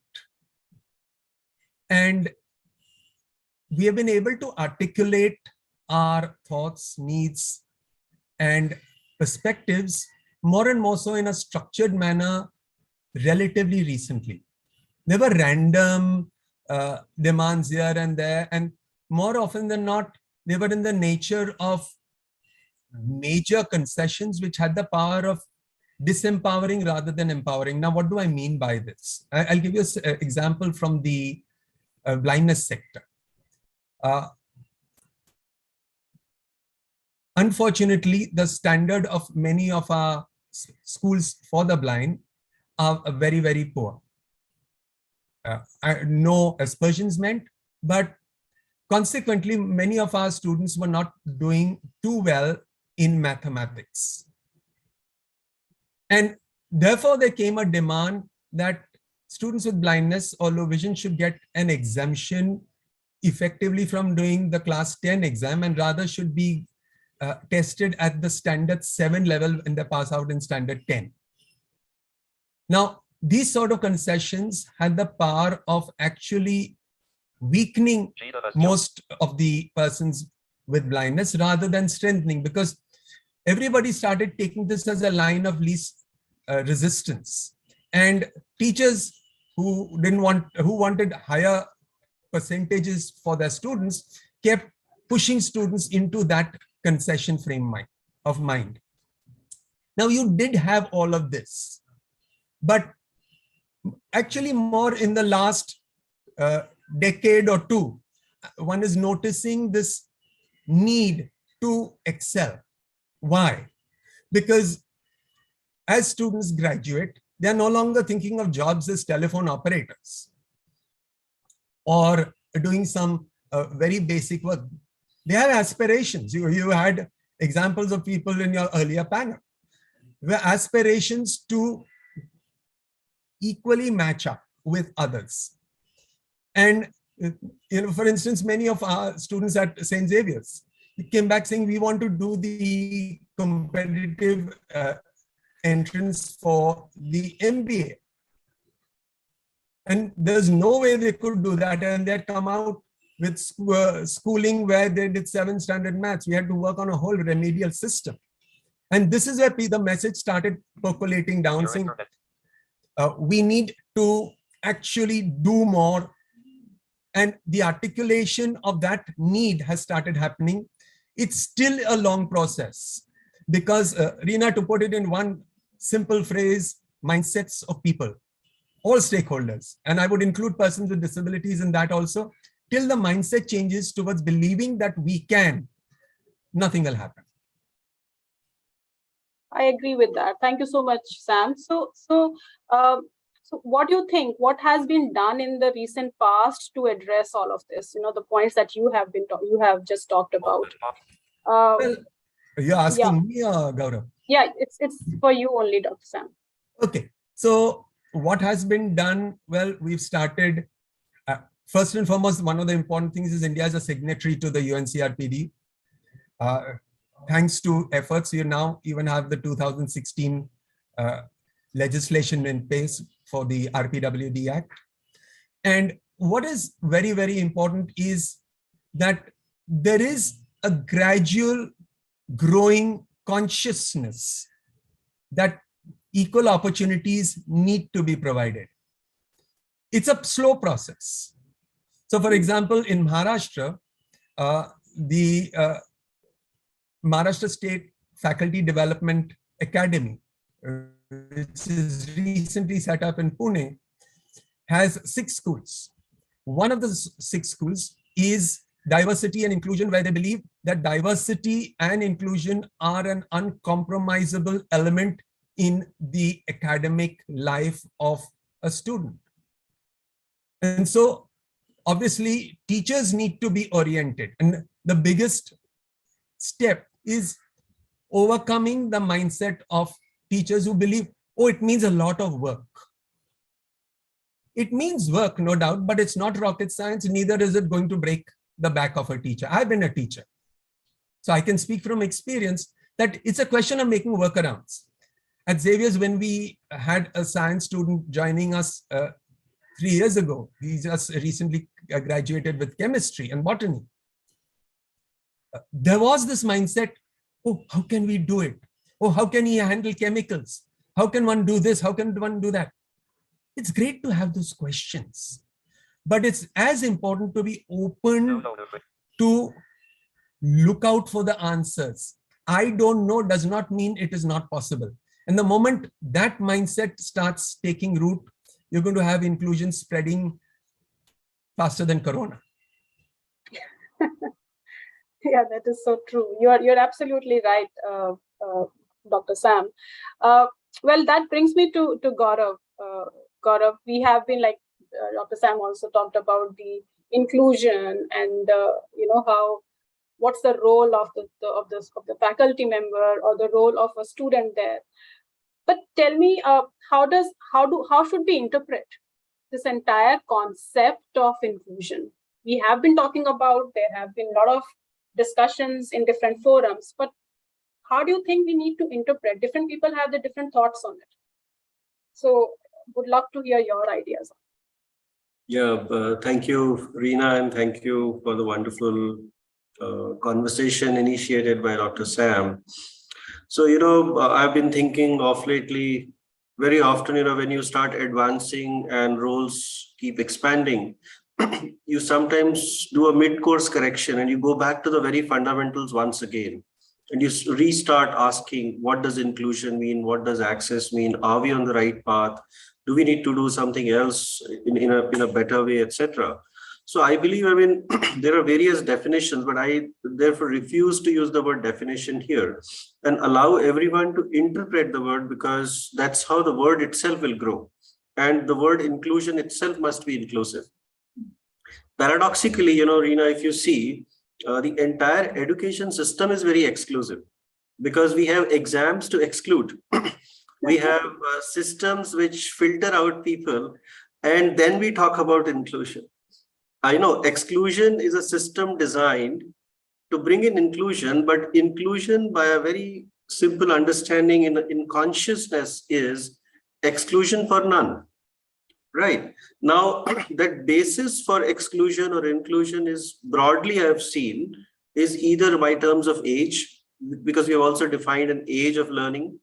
And if anybody crosses that age, suddenly our eyes as teachers, our eyes as systems do that. I believe the new education policy is making some efforts there of disconnecting the word age. The second is gender. So while gender parity has remained a big subject in India, still in the educational sectors, I believe we are all struggling to find equal ratios or bring some kind of gender balance as well. The third is the sector of abilities. I would not use the word disability, but I would say because everybody has abilities, but because they are not recognized in one single basket, we start excluding them and saying, by having an exclusive school for the vision impaired, exclusive school for special education for various kinds of children, etc. That makes another model of how they are included in education, but they are not included in the kind of larger streams of campuses that we are talking about. And the fourth, at least what matters in India, is the economics dimensions of inclusion, where affordances, where being able to manage to pay a certain fees is also a matter where exclusion happens. So if you actually see, I mean, I paraphrase this, in English, it is AGAE, right? It's age, gender, ability, and economics. And it actually means is Aage. So if you actually have to advance, if you have to go Aage, you have to include all this. At least, so the first point to me and very humble understanding is that inclusion by very spirit means that let's not discriminate on any conscious basis. On some basis of technology and on the basis of evolution, even infrastructure discriminates. In fact, technology also discriminates, both by affordances or by some other things. But if we as humans are conscious of the fact that we do not discriminate, we will then build around systems. And that is where these special interventions, innovation, etc. will come around. And that's where the role of us as whichever position we hold, the Office of Learning Support, etc., would be a very meaningful concept if it's conscious to that level, that this is how an inclusive world is. On the second side, one can very easily ask a question that why should it be pursued? Because on one side, we will bring the Darwinism's theory of survival of the fittest. On the other side, we also believe we are in a country which has something to deal with diversity. I would say India should be looked at as a very beautiful subcontinent where diverse cultural inclusions is happening on a natural basis, but we sometimes do not value it, because we are getting it very, very natural. Rather, we should intensify in the name of internationalization, if we can do so that more cultures also get represented. But the important actually takeaway here is that inclusion is not about one particular set of individuals gaining benefit, but it's actually a beautiful contribution to the immunity of the society. Because if people have worked with diverse people, if people have learned with diverse people, their adaptability is enhanced. They are better positioned for a future world. They are better receptive. So they are even more marketable. They are making more business sense. So this whole notion of inclusion and access, as long as remains stuck in a charitable notion by both institutions, universities, or governments, I believe that's where the whole orientation of shift is required. And that's what I think we are all trying to bring this discourse on. Yeah. Absolutely. Couldn't agree more, Professor Gaurav, because, as you rightly said, in India, we have the natural, diversity and the natural inclusion is already there. That brings me to the next question, which actually is kind of a follow-up on what you had just said. When we talk about diversity, if we keep it to a campus, because here the discussion is more on the universities and the colleges. If we talk about the diverse student body on campuses, what, according to you, are the benefits of having them on the campuses? Talking about that young adult group on campuses. You mean a student body that kind of pulls into this particular dimension of inclusion on campuses, drives this, etc.? Yes. So having a student, for example, having a student with disability on campus, how does it benefit the rest of the community? Absolutely. So I think the biggest realization that I had, and I will go back at least 22 years behind when I had no exposure to this subject per se, right? We had limited exposure to the word disability by virtue of seeing whatever we saw in general environments of cities and urban interfaces.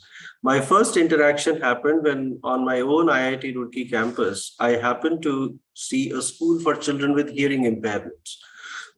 That was the day, and when I saw the children were dancing to impress in a particular event, a particular minister, as a showcase event, I was wondering, how are they dancing if they're not able to hear the music?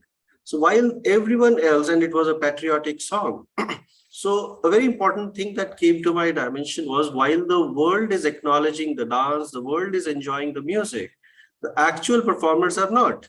They are responding to this on the basis of certain actions, on the certain language which was communicated through sign language from behind. So the drama was unfolding in front of me. I was enjoying the drama, but perhaps the performers were not as much as they could by the sense of hearing. It was that moment, I believe, the whole mountain like fell upon on my head. That how have so far I have been educated. I had by that time completed my graduation and I had no exposure to the subject, which is when I decided that my rest of the life, I am perhaps will make an effort. If one life I could perhaps make a contribution on. I didn't have a very big objective to impact a nation, etc. But impacting even one life which can lead a better life is a humongous task. Because for that one child with disability, I realized a parent had to completely sacrifice that one lifetime. Somebody had to quit the job to relocate towards the special school. And even then, there were enough struggles in the life of that child for waking up 4 in the morning to catch a bus in which the concessions were not offered. The disability certificate was not valued because the conductor would see them as physically fit. So you then realize there's a whole ecosystem that you have to work with. It's not easy to raise one child with disability. All the more I must say from these forums. Now, having said this, I truly humbly wish for those children who are able to reach to a portal of an institution as glorified as Ashoka University or any other. First of all, we must salute the spirit because they've come by crossing so many odds, right? I'm not saying make it a hero worship, but let's acknowledge that this is a humongous task to reach here. Now, it is important for the remaining student bodies, I believe. First of all, I would say we are all lifelong students. Having gray hair does not give us a position of not remaining a student. We are all learning. So that spirit, with that spirit of learning, it becomes even more important for us to realize, now what is it that we can share? I would say the role of student body is not to bring a top-down hierarchy, but is to build a circle. And here I want to give this small example is people who have done better in chemistry may remember that what determines the rate of a reaction is not the fastest rate, it's the slowest rate of reaction. So what determines with which a family will walk into a shopping mall or go to a cinema is determined by the slowest individual in the family. Now, if likewise in a student system, we believe that there are 3 students who need little extra support to be pulled apart, what a beautiful feeling it is if we wait for a while, if we pull them along and carry the whole thing together, only then the whole nation will move together. Now, just tell me, if 10 people from the nation reach the Mars and the remaining remain here, could you say the nation has made progress? I find it quite paradoxically difficult to say so. So the intent of doing this, I would say, for our youngsters to contribute better into the spirit of national development also, I believe these student bodies can play an important role by first of all learning this part itself and being sensitized that there is no disability per se, but there are abilities which are locked in a particular way. Now, to unlock them, you need assistive technologies, you need certain supports. You can say we are all operating with different locks. So we need different keys. And those different keys could be support systems. So if a student body becomes part of this, I believe the kind of progress that our systems are trying to make can be accelerated at least 10 to 100 times because the power of youth is unmatched. And that is one big sector because so far this entire sector is still looming upon authorities. It's looming upon the authority of the government, upon legal authorities, upon systemic authorities, upon officers, teachers, etc. The youth must take charge. And this way, I would say it will also shift the whole narrative of our education from being competitive to being collaborative. And that's the future, I believe, which even the world of startups, the world of entrepreneurship also requires. So that's, I think, how I would look at this. The role of student body is humongous. More and more student, I would say every student must be part of this body. And second important thing is everybody must realize we are not able-bodied either. We must understand we are all TAB, temporarily able-bodied. What will happen 5 minutes down the line? At least we have all experienced fever. Some of us have experienced COVID. We've experienced other form of ailments. So the world is not going to be the same for all of us. So it's not an investment in somebody else. Let's be a little selfish here. It's an investment into your own futures, much better than an insurance. So if an inclusive world, I would say, will ensure many more such rights and privileges to be availed to all of us. Than to just a few. So the whole outlook of a student body that we are doing something for X typology of students is perhaps not true. And therefore, this phrase also goes, no, that we never address them as a disabled person. It's a person with disability. Yeah. So please address them as friends. They're humans with disabilities. That's fine. My disabilities, I may know, but I may not put them out in public. It's the same for anyone else. So it's a person-first approach. And I think with all this, you can actually rear up a much better version of our own campuses because that's part of the future society. So I think I should pause at that. Thank you. Very beautifully said, Professor Gaurav. Talking about entrepreneurs, talking about the startups, and talking about the campuses. Now, the last question that I have is for Dr. Sam. Sam, I know that XRC-VC works very closely with the campuses, works very closely with other colleges across the country. What have you seen? What is the attitude that you've seen from the management side or from the student body, plus the kind of support that XRC-VC provides to these campuses? Okay. Again, am I clear enough? Yes, you are. So we evolved purely by accident. Let me be very, very honest. Being a person with blindness, I've been teaching at Xavier's from 1988. And the XRC-VC started only in 2003. And I say accident because initially I had students with disabilities coming into my class like any other, and they would get the appropriate focus, attention, support as I would give any of my students, because I used to spend a lot of time post-class with students. I noticed that around the year 2000, 2001, we had not a single student with blindness.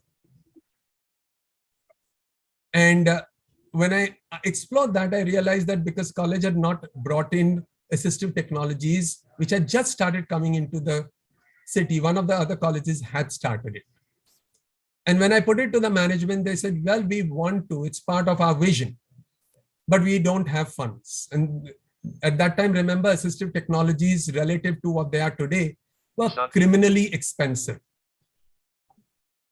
So I took it upon myself as a challenge to raise funds. But post that, we've had full management support. And if today we've been able to become a type of a model experiment in inclusion.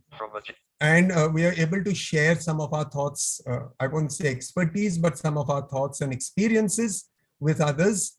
It is because the Jesuit vision of creating that open social justice, etc., has propelled us further. And we've been able to take this further. What is more, another critical stakeholder in this, and Gaurav did touch upon this also in a way when he spoke about students, is the vibrant energy within students. They are young, energetic, idealistic, keen to do. And a lot of our work happens thanks to a very strong commitment from our student volunteers. So one of our key flagship programs, Untitled Chapter, it's an awareness and sensitization event. Initially, we used to run it as a mega event across where hundreds of people would go through on one given day. And it used to be run by volunteers, students, about 150 to 200 volunteers on a given day. But we did that at Xavier's, we've done that in Delhi, at JNU, we've done that in Delhi at the book fair, we have done that in Gurgaon, again with student volunteers.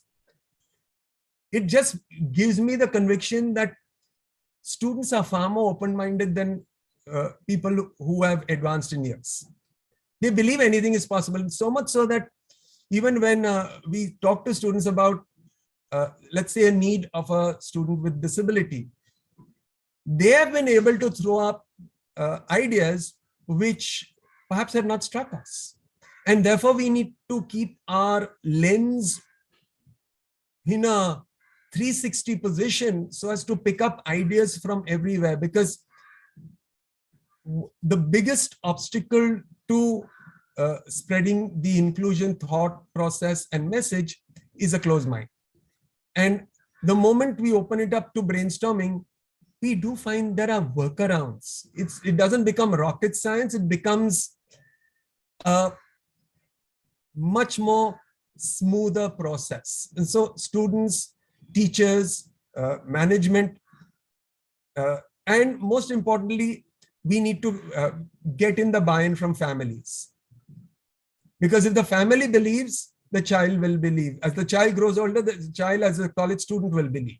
So we need to work at multiple dimensions. And we are just now focused on higher education, but let's not kid ourselves. Our feeder is the school system. And unless active work happens over there, we are still going to be struggling 20 years later.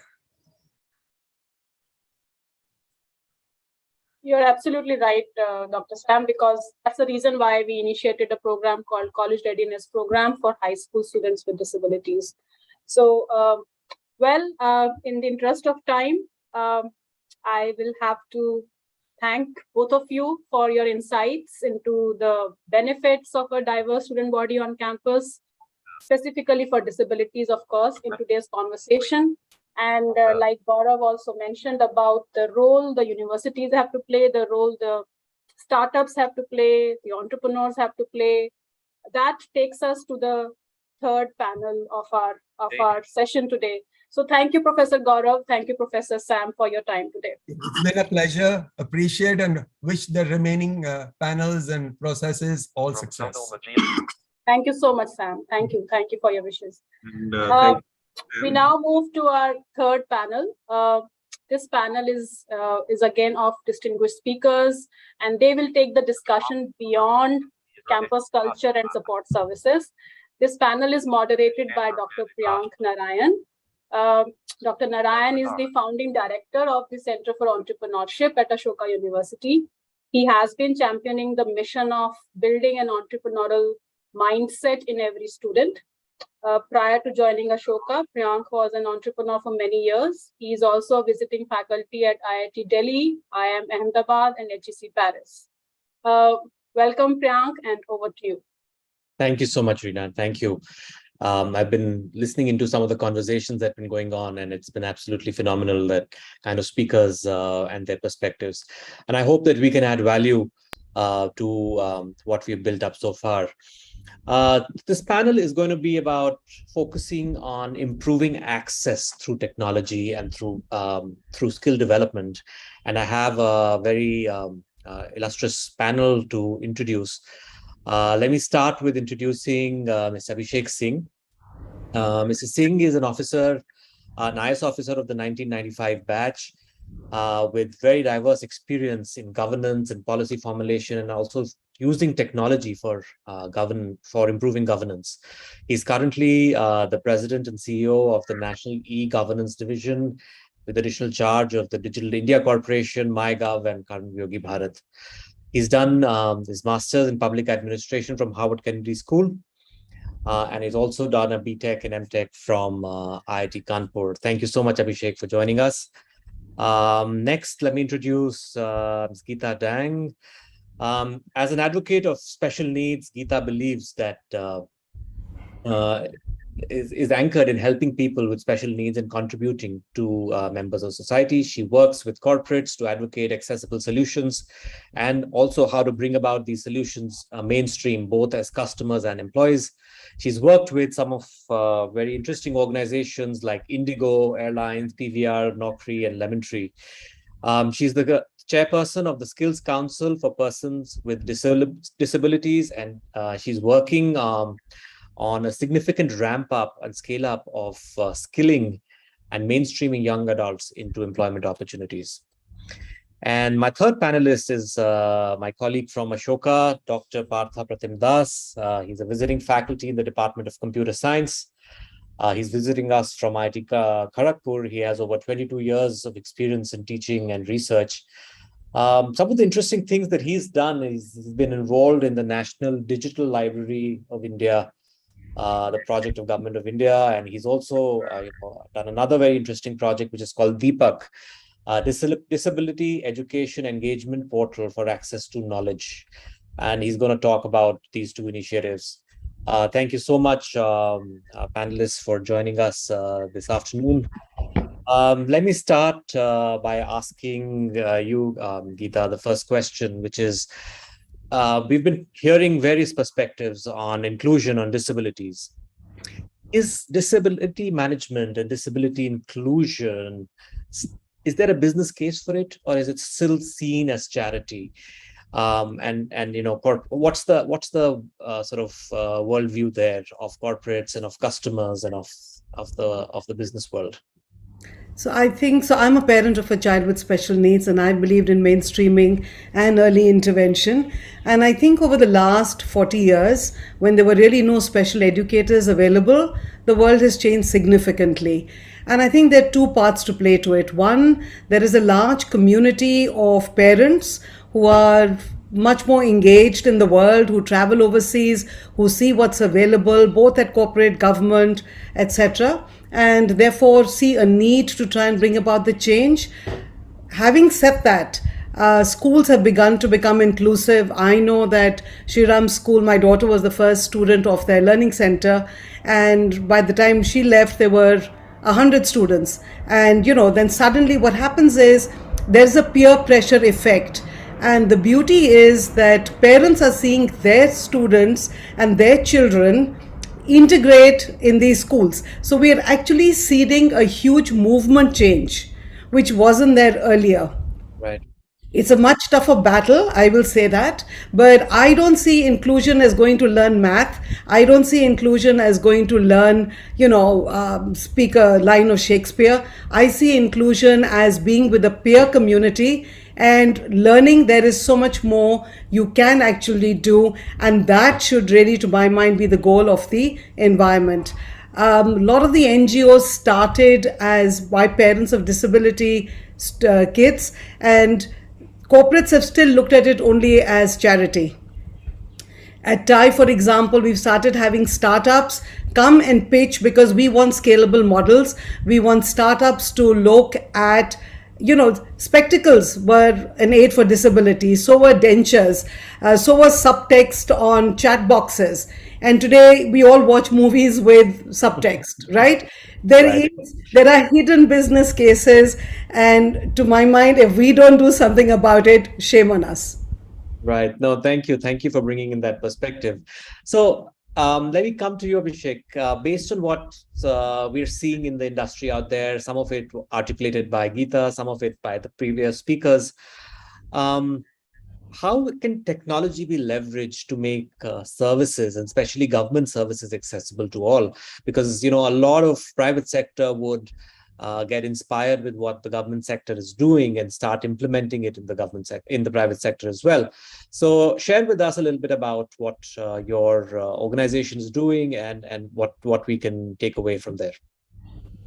Thank you, Priyank, and again compliment Ashoka University for taking up such a very important issue, and especially just like Geeta, being a parent to a child with special needs, that makes it more contextual, that makes it more relevant, and every day we see how children with special needs and children with disabilities need support in every kind with regard to they being able to be regarded as an equal when they in this classrooms, in the society, in every domain, in every public domain they work in. So over the last several years, government has taken a lot of steps. The Rights of People with Disabilities Act 2016, which was notified, which recognized all the disabilities. Then the interventions that were suggested by various school boards, especially CBSE, with regard to what all can be done for children with special learning disabilities, what interventions are allowed, and then the whole thing about making parents, children, and teachers aware with regard to these challenges and what can be done about it. So while awareness has been one major piece, and especially in urban centers, a lot of awareness has happened. People have been, and of course, films and Bollywood also has played a role in this. But we need to take it beyond awareness. What are the actionable items we can do in order to really address the challenges that people face? So in this regard, technology is an enabler, but it needs to become more ubiquitous. Government of India did come up with the guidelines for Indian government websites, which required all government websites and web portals to be accessible. So while those guidelines are there, they follow the W3C guidelines with regard to accessibility, and endeavor is that the testing of all sites is done, audit is done in order to ensure that whether it's fonts or whether it's making it voice accessible, so that people whether they are with the visual disability or any other kind of disability, they can also access content on a website. That has been a major initiative the government has taken. Over and above, recently, in fact, as recent as 2 days back, the Department of Disabilities, they came up with their draft guidelines with regard to inclusion of accessibility standards for ICT products and services, which are specified by Bureau of Indian Standards. So these guidelines are up, the draft guidelines are up for public consultations for the next 30 days. So I would urge upon everyone who is concerned with this, and to all of us who are advocates for more inclusion and for making content, knowledge, ICT products and services more accessible, we must go there, look at those guidelines, give our comments and suggestions. So once they are notified, then legally there will be a mechanism to ensure that everybody conforms to the guidelines. It's not sufficient for us to just state the intent, but how do we make it actually operational? How do we actually make it happen so that the people who are in the intended beneficiaries, they actually benefit? Then the third thing that I would like to mention is that government services, often what we have also found is that voice enablement has not happened, but with technology, voice has become a very important medium for accessing services. So Umang is an app that Government of India has built, which has got more than 1,500 public services. So more than 100 high volume services on the Umang platform have been made accessible through the voice interface on the Umang app. So just like you can access services on a Alexa or a Siri, you can actually go to the Umang app and then ask for how do you get a ration card, or how do you get a driving license, or track the status of a passport, or find where a blood of a particular group is available. And these services are currently available in both English and Hindi. And over a period of time, we are going to make it available, accessed through voice interface in other Indian languages also. So I would just conclude at this stage by saying that building awareness, having the right frameworks, guidelines, and rules for ensuring compliance to to the rights of people with disabilities, and taking actual measures by leveraging technology to make content, information, and services of the government accessible is the way to go forward. Lovely. Very interesting, Abhishek, especially the whole Umang app that you talked about. Has your organization looked at the utilization? How many people have actually, accessed it, and has it really reached the people with disabilities? I mean, what's the role that we can play in terms of making sure that everybody understands and knows that this service is actually available? See, the Umang app is currently being used by more than 43 million people.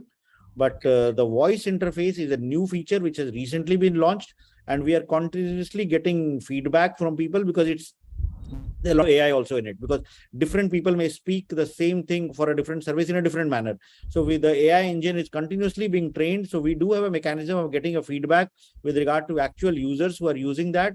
Currently, we have made it active for 100 top services, the high volume services, which covers almost 95% of the total transactions that happen on the Umang platform.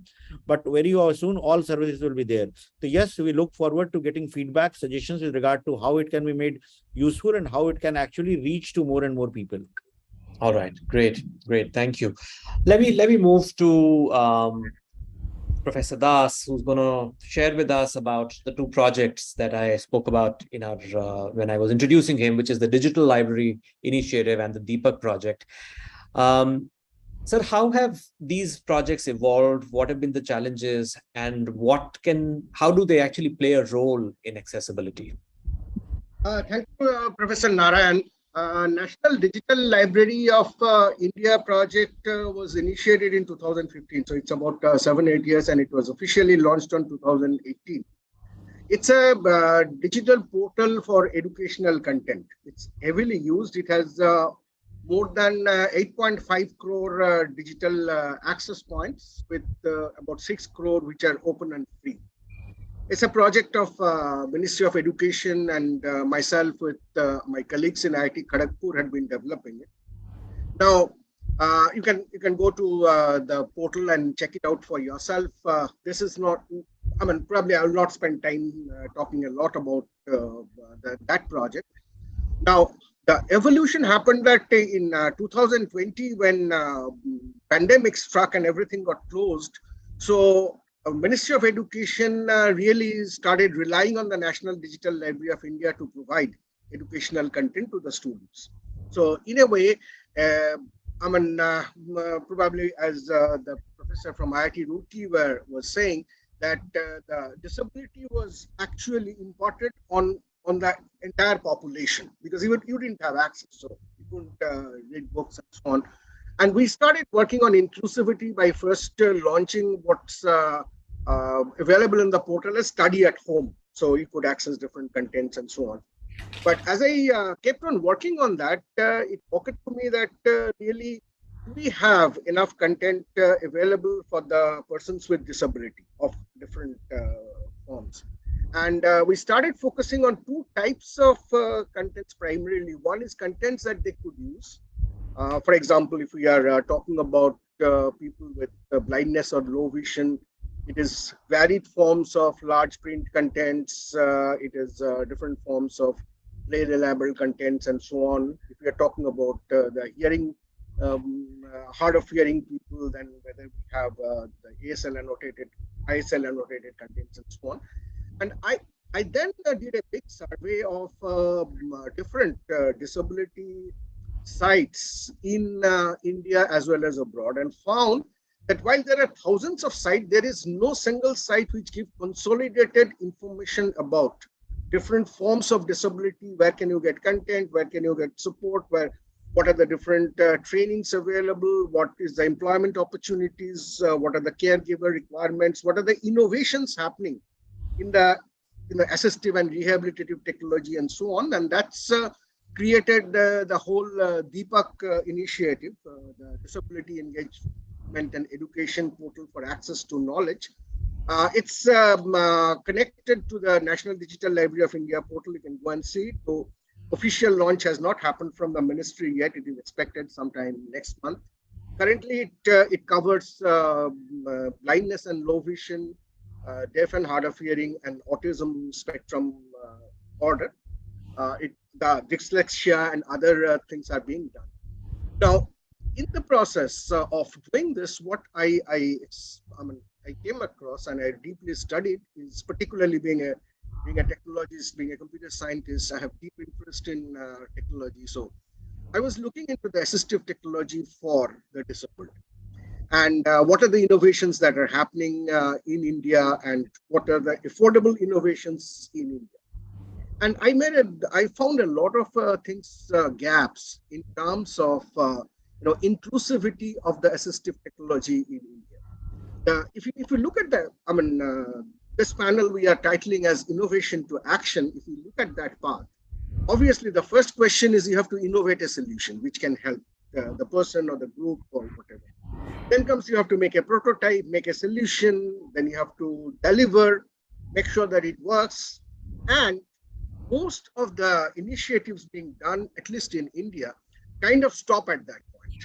There are great initiatives from Professor Bala's group in IIT Delhi. There are good initiatives from IIT Madras, few spots from different other higher educational institutions. But after the delivery, it will have to go through a scale-up process only when the whole process of giving a solution would work out. So I looked at different kinds of assistive technology requirements, particularly if we talk about with reference to education. If in case of the blind people with blindness, you have requirements of Indian Braille or Braille in general. So a good solution came from Tinkerbell Labs, which created a device called Annie. And this probably is the only example which has gone through a significant scale-up process. During the COVID time, Annie actually created online classes. Tinkerbell created online classes with Annie. Niti Aayog supported that, recommended it for use. At least 4 or 5 state governments and several private organizations are using Annie to provide the Braille learning facilities to students. And there have been some good work, for example, from IIT Delhi, the Raised Line Foundation, which create tactile graphics as an independent beyond Braille, which create tactile graphics. These are great solutions. But the problem of inclusivity in that is, obviously, these all have been done, so there's a very clear, inclusive empathy in the whole process. But what's missing is, if you look at NCERT's class 10 mathematics or science book, and on the Raised Line, there's a very good science book, all available in terms of tactile graphics. That book costs about 4,000 rupees, that collection. Now, how affordable is it? This is not something which many students can work at the same time. Whereas if we can scale up this whole process, if we can create a business model for this, then certainly these things can do much better. So there are several areas, whether it is, for the blind, the low vision, whether it is regarding closed captioning, whether it is about Indian Sign Language, we need to have models which are scalable. Maybe in some cases, models which are significantly crowdsourced. So inclusivity of the crowd, the population beyond the educational institutions are important. For example, where do you get Indian language content? Indian language content as such is very sparse in digital domain.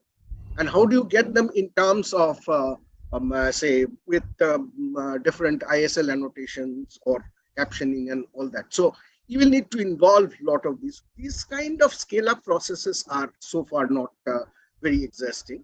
And last but not the least, what I observed is in India, we are not doing enough in terms of innovations in pedagogy of education. Okay. Pedagogy of education is significantly limited to the conversion of the traditional in terms of online, digital, and so on, but it does not include a significant amount of requirements that students having different disabilities would need, or the students who are from the able world right now would also need to have the right empathy build up so that they can contribute in providing further and further assistive solutions. Right. Thank you. I think I'll stop here. There are certainly concerned. I think this is a very interesting perspective that you've shared, and I think there is definitely need for the scale up and not just being tucked away in a lab as special projects and nice to do. Geeta, you've been working with the Skills Council. Share with us a little bit about how the Skills Council can, or skilling can really help inclusion and people with disabilities. So I think the problem with disabilities is, and I think some of your earlier speakers spoke about the fact that we have exclusive schools, right? And to me, this belief that only the blind can teach the blind and only the deaf can teach the deaf, pardon my, being politically incorrect about use of language here. The fact of life is inclusive. The same students are going to have to get out, they're going to have to go to school, but we have a system where they don't enter school till much later. We should actually have a system where they drop out after the age of 15 or 16, and they should all compulsorily be included in school. Delhi government, actually, we did push through with Indus Action, and Delhi government did actually say that part of the children with special needs quota is part of the reservation they have, right?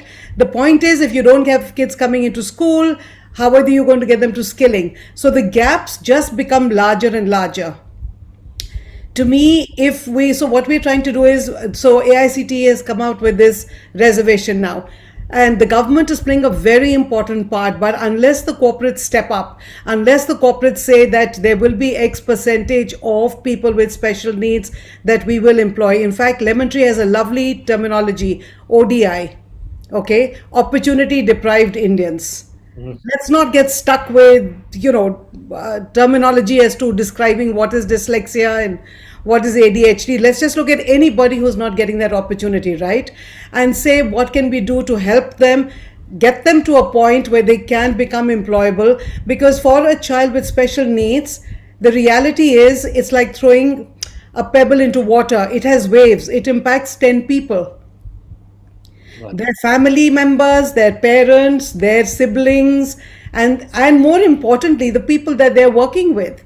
To me, I think as parents, we owe it to have our children coming into the world, wanting to see a movie in a PVR. It took 5-6 years, okay, to now where you can actually go to the website and you can find the seats that are earmarked for special needs. When they started, you can go to the manager, sure, but why should I? But when you have one person come into a cinema hall or somebody going into a Pizza Hut using sign language, everybody wants to do that. Why don't we want to give them a quality of life?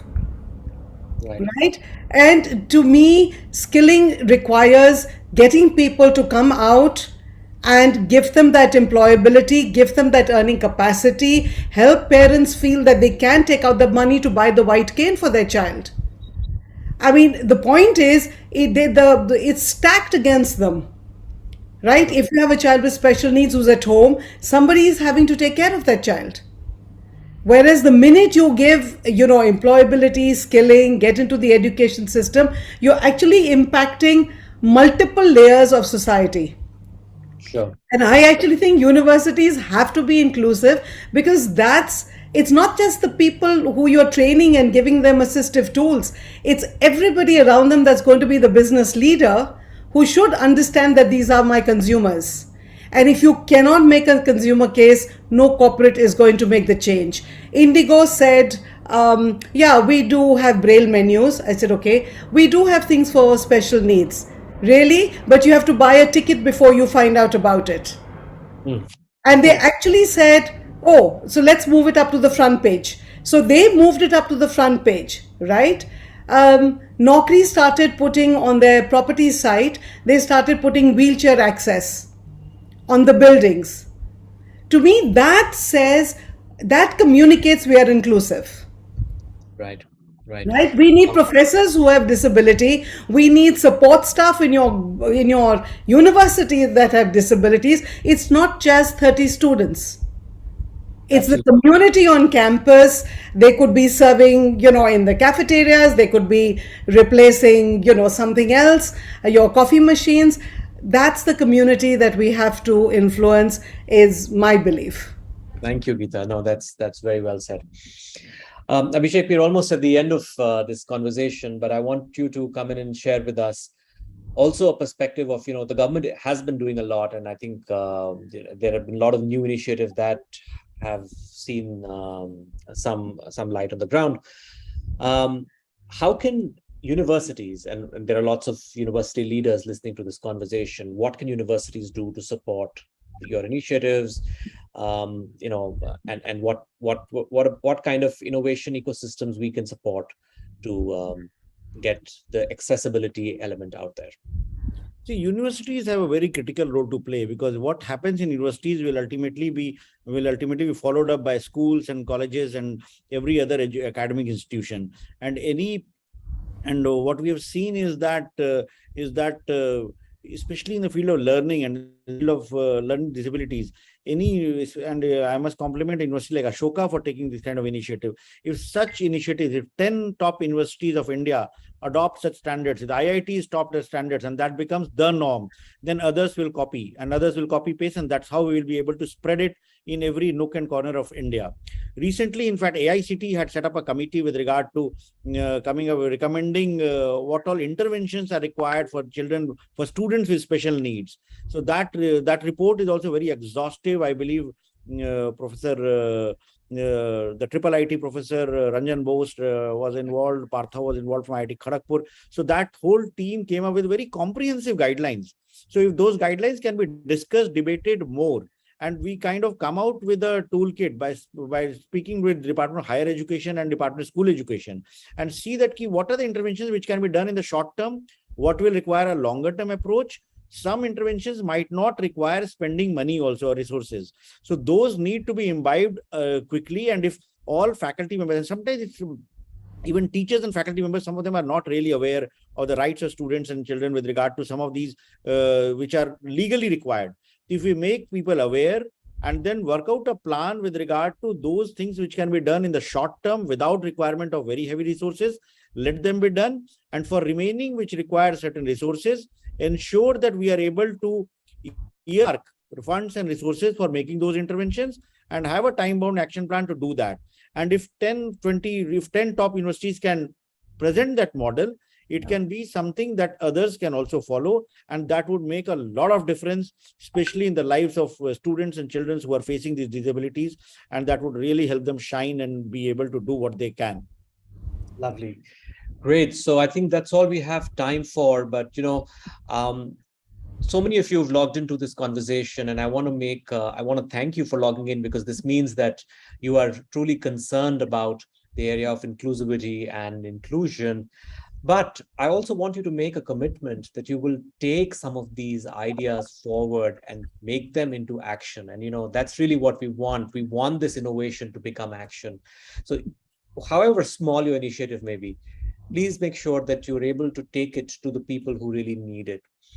We need to commit to make inclusion a pan-India movement, not just something which is a nice to do and good to have on our websites.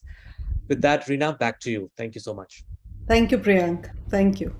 Thank you. Thank you so much, Priyank, Abhishek, Professor Partha, and Geeta. You have been just wonderful. I think I found new set of ambassadors for inclusion, and I will reach out to each one of you. Abhishek, for you, for the initiative Digital India that I can see at the back, Digital India and Skill India. I think this is the way to our future together with everyone, and not just a few. So thank you so much, Priyank. Thank you for I think Priyank, we will have this discussion at Ashoka, and your CFE, Center for Entrepreneurship, I hope will take the pointers from this panel, and we will get into new innovations there. Thank you. Thank you so much. Thank you. Okay, so well, our last session for today covers the learning condition that has recently been acknowledged as something real. I'm talking about specific learning disabilities, a condition that the Office of Learning Support at Ashoka was launched for. Here I invite the founder and trustee of Changing, Nupur Jhunjhunwala, to demystify this invisible learning condition, especially in the context of HEIs, higher education institution. So here you go, Nupur. Thanks, Reena. Let me just share my screen really quickly. Share some. Hopefully this is visible. Yes, it is. Okay, so quickly, I'm going to go through, I know you've all had a long day, and I'm going to quickly go through some of the experiences and action items we can have on specific learning disabilities that have been spoken about so much earlier in the sessions. So I would encourage you all to be interactive as possible. So quickly, if you can put in the chat, who do you think is dyslexic in this picture? Can you all tell?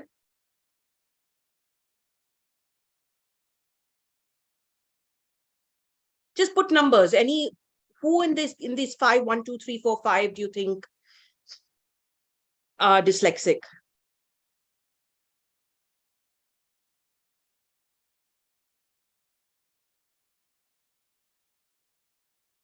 Thank you. Absolutely, it's impossible to identify because dyslexia is invisible and all SLDs are actually invisible in terms of how they manifest physically in a person. So what is neurodiversity? Neurodiversity is really about how our brains are mapped, function, and process and learn information. So it varies from individuals. We have two sets. One is the conditions under the specific learning disabilities, which include dyslexia, dyscalculia, dysgraphia, and dyspraxia. And then we have autism and attention deficit disorder are the two other options. There is some debate globally around whether to consider ADHD as a disability or not, and that debate continues. For SLDs, it's important to remember these are all individuals with average or above average intelligence. You cannot be diagnosed with an SLD unless you meet this criteria. It's a lifelong condition that runs in families. This doesn't just emerge from elsewhere. It's possible that the older generation hasn't been recognized or diagnosed. And also you can't sort of just get cured. It's something that you learn to cope with, just like you wear glasses to get, to cope with bad eyesight. Similarly, there are coping strategies. Access to accommodations and assistive technologies help people excel. I know there was some debate earlier around accommodations, but these accommodations really are no different from wearing glasses. Once again, I go to that example where there are neurodiverse profiles and norms that say that by providing these accommodations, we benchmark individuals to an equal playing field.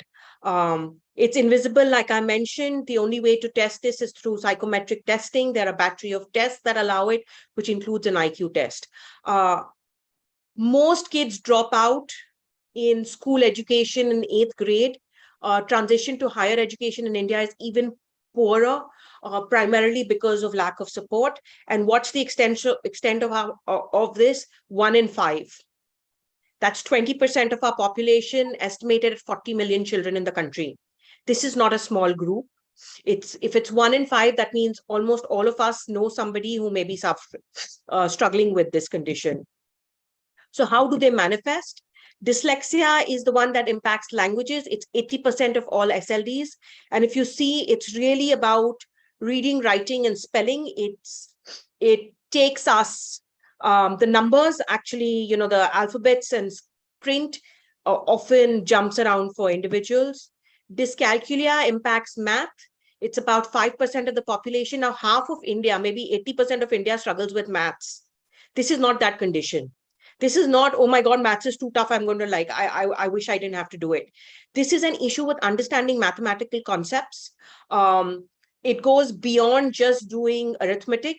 It also impacts conceptually. So for example, you can read time, but you cannot tell how much time has passed. So you won't know what the concept of 5 minutes is. You can calculate how to convert 1 kilometer into 1,000 meters, but what that 1 kilometer measures, or if you were to say, travel that distance, not able to conceptualize. So it's that challenge as well. If you look at the screen, the child has 10 plus 13 equals 16 because the 13 has become a 6. 4 plus 5 has become equals 6. It's actually 4 plus 5, 9 is what the child wanted to write. They flipped the 6. 9 into a 6. 4 into 2 is 8, but they flip the 4. So these are things that also happen. If you will see it in fractions, they mean to write 1 over 7, they write 7 over 1. The last I'll go through is dysgraphia, which impacts writing. This is often diagnosed much earlier in a child's life. These are the individuals who have terrible handwriting, not a doctor, but terrible handwriting. They often write either very closely or very far. They they have no symmetry, very untidy. Here's the experience of a dyslexic. The refrain was उसको आता सब कुछ है, ये पता नहीं exam में क्या करता है. Because when it came to spelling, my grammar was all over the place, and for whatever reasons, I'm not blaming the teachers. It maybe they themselves were clueless. The awareness about the dyslexia was not there, and therefore, when it came to the written exams, I was very poor. I was very good at maths. My science was good, but if everything had to be judged by the written words, then that used to fail me. And for me, then I never looked, but I was very good at maths. I gave my JEE twice. I cleared both the times. I wanted to do physics. I came and did physics. And again, the thing is that JEE again is a paper which does not judge you on your on your written skill. It's basically your logic and the maths. So there I've excelled. I was lucky enough to work for Info Edge Group, which was a startup. And these places, I mean, the thing is, if you're good, it's pure meritocracy. So if you're good, you keep getting opportunities.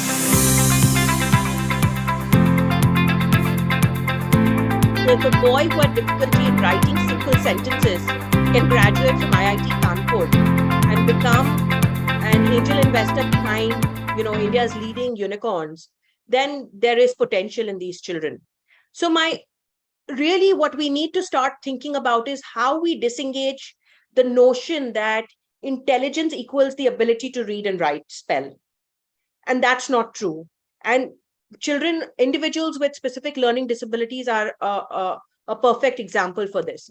So I'm going to if I can get a volunteer who can really quickly help us read this text. Nupur, they won't be able to speak here. Okay, sorry. So if you look at this text, it looks like garbage information, but actually it is this text. We begin our trip in a familiar place. And the reason it looks garbled is because of the way the alphabets have been flipped. So we is okay. Begin, the P has become a B and the G has become a 9. And it continues. Our trip has become a trip.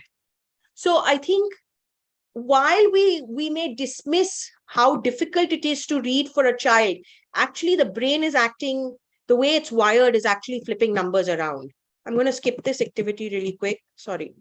So what's important to understand is because it's a neuro condition, SLDs impact much beyond languages. It impacts executive functioning primarily because of the way our working memory functions. So what does that result in? One is poor self-esteem.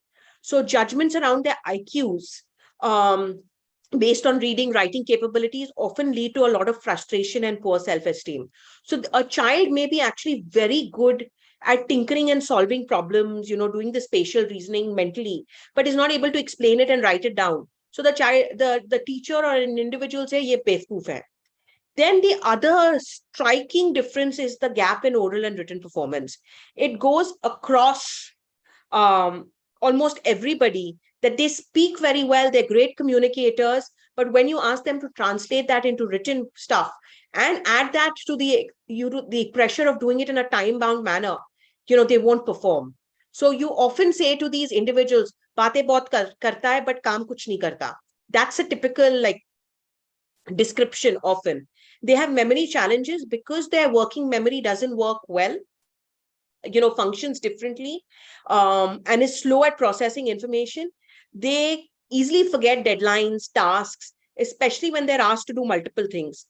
Get up, go to the classroom, open your then sit on the first row, get your textbook out. In the textbook, open to page 50 of chapter 3 and go to the paragraph 4. Done. They just cannot figure it out. because there are too many instructions happening too quickly, and before they could process the first one, you've gone to the second one. So that leads me to the slow processing, which really impacts your information, reading, writing, all of that. Then, because they're processing slower, when they have to process multiple information together. So it could be people having a conversation in a group, it could be multiple instructions, it could be movement in the room, things that we take for granted, right? This leads for them to process this information, say, okay, that person is walking, I need to block. This person is speaking, I'm writing, I'm also reading, and I'm taking notes. Lot of confusion. So this can create breakdowns for them. And because of their struggles with conceptualization and understanding time, space, they often have problems planning things, which struggles with, time management. Give this to me in the next 2 hours. What does that mean? What does time, how much time passes for 2 hours? No idea. I want this, the exam is going to be next week. What does that mean? So if it's going to be next week, then how much before do I need to plan and study? If I have 4 chapters, how much time will I take to study? All of that they can't do. Well, they learn to do, but naturally they struggle with.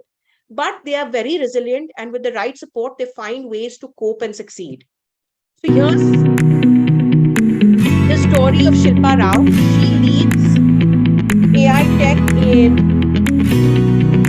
AI innovation. After 12th, when you actually choose your career options, and I had an option to choose art and everything else. So I did give my art exam, and I was in Mumbai at that time, and JJ School of Arts is like one of the prestigious colleges in arts, and I did that entrance exam. I actually got admission. But then when I was, doing that exam and coming out of it, I felt like, no, this is not what I want to do as a career, because this is my safe place. I want to keep it safe and, go whenever I want to kind of go there. It's not something I want to do as a career. And I always loved inventing. The invention was not that I was kind of building Legos or breaking out things and making things out of it. It was more that I was inventing things for myself. So I was inventing how do I kind of figure out left and right? How do I figure out D's and D's? It was like every day I had to kind of figure out a trick to kind of navigate everything that I had to do in the world. And I thought maybe if I could use that to do better for others, that would be different. It'll kind of be a game changer. And the reason, as you kind of rightly mentioned, the only reason I chose the engineering college which I chose was because it was close to my house. It was in 1 kilometer radius, and through the school and college I had kind of created a system around me that I have to spend that extra hour to kind of read, I have to spend that extra hour to kind of color the formula. I had this whole colored math book. My math book was more colorful than my art book actually. So I had all these things extra that I had to do, which I had to spend time. And if I had to spend time commuting, I wouldn't I would just be tired doing that. And that's how I, got into choosing engineering and then getting into that.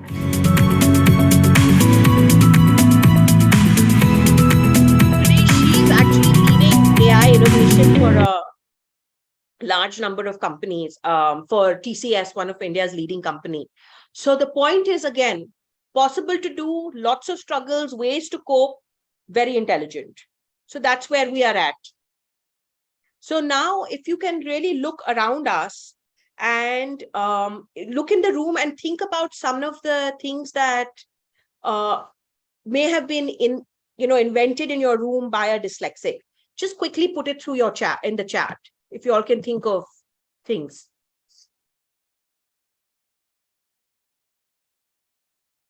Bulb, yes. Yes, Thomas Edison. So for this, oh yeah, car.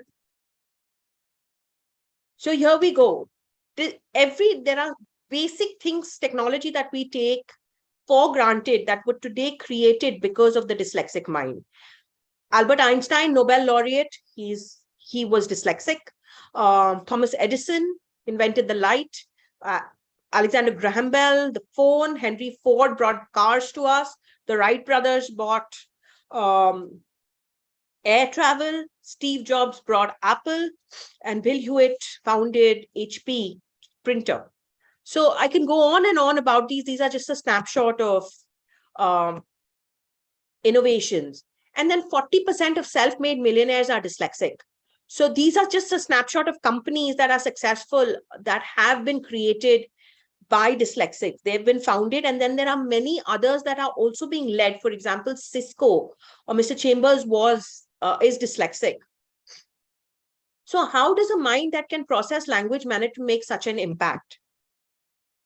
Sir Richard Branson, who's the founder of the Virgin Group, says that if it wasn't for his dyslexic thinking, he would not have the skills that had this great imagination, creativity, and problem-solving ability to succeed.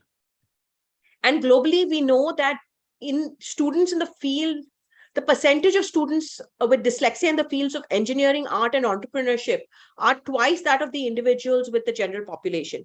This is huge. This is a big opportunity for us as a community to start look beyond our thought process of how intelligence should manifest and actually start recognizing the talent of these 20% of our population. It's very, very critical because these kids are good at visualizing. They're great innovators. They're very strong in communication and reasoning. They connect the dots and see patterns where people, which make no sense to us, but actually fall in place. Very good at problem solving and seeing the big picture. And, seeing the big picture is also part of their coping strategy because they don't like to go into the details necessarily. So dyslexia is so common at the Massachusetts Institute of Technology in Boston that it is known as the MIT disease. Some statistics indicate that up to 60% of students at MIT are dyslexic. So really, this is a snapshot of leading universities that are actively engaging and encouraging SLDs to do it. And if you can see this list, any notion that you are compromising on rigor or organize, your institution's credibility is actually, will not be impacted. They may actually help. So for example, Mr. Negroponte, who's the father of MIT Media Lab and has also, founded the One Laptop Per Child movement, he's dyslexic. So here is what Jim Weiss from Wesley College talks about a little bit. The advantage of inclusion. The folks who have learning disabilities actually are the few folks who actually can say they've got documented average to above average intelligence, and they just may need another way to be assessed. And so by providing accommodations such as extended time on exams and the reading materials and all these other things, the goal is to level the playing field. So that's the way we try to explain it to the faculty members. We do have the luxury of either having students who have had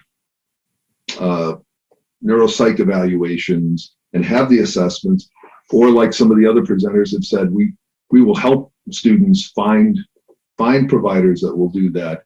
And we will explain to the faculty members that these evaluations and assessments have been normed against lots of folks. And so when we come up with, let's say we come up with time and a half on an exam, this, it's not a perfect world because everybody's tests may be different, but at the same time, this particular student has been assessed and has, versus other students who have taken something standard time, been given time and a half and haven't done any better, where these students would actually be able to demonstrate what they know.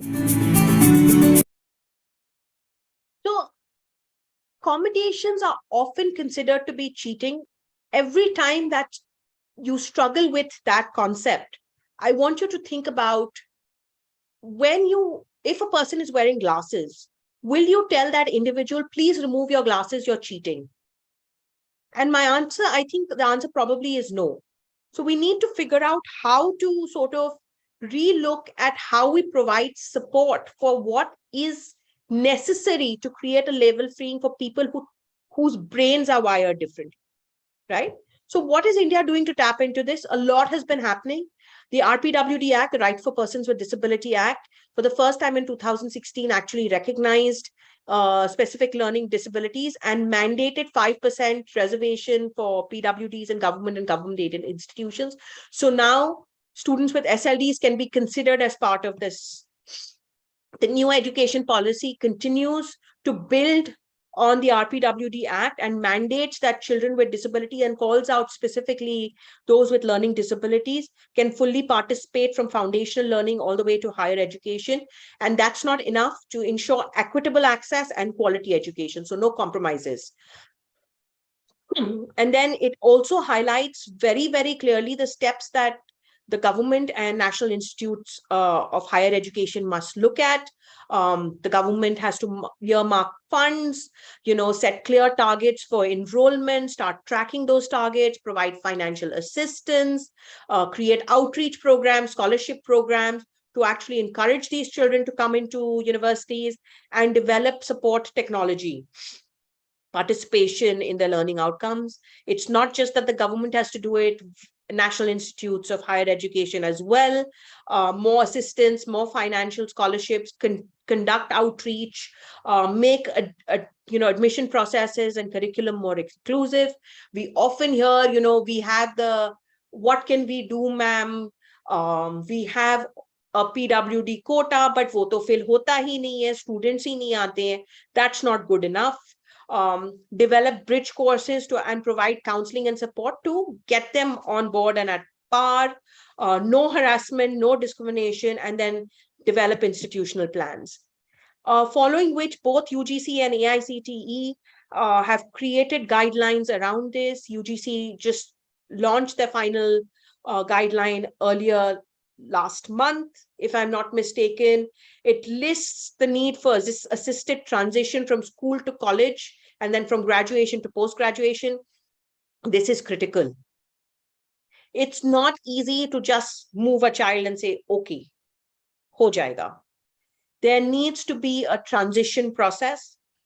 I know IITs have this for a lot of non-native English speakers, the bridge program, but similarly, we need it for SLDs.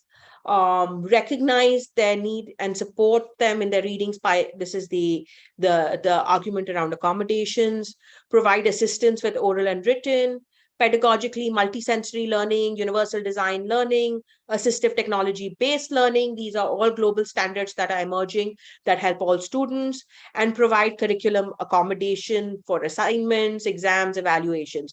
This does not mean that we need to reduce the rigor of the courses. This is very important. Some children may require it, but on a majority, you do not need to dumb down your content or provide easier courses.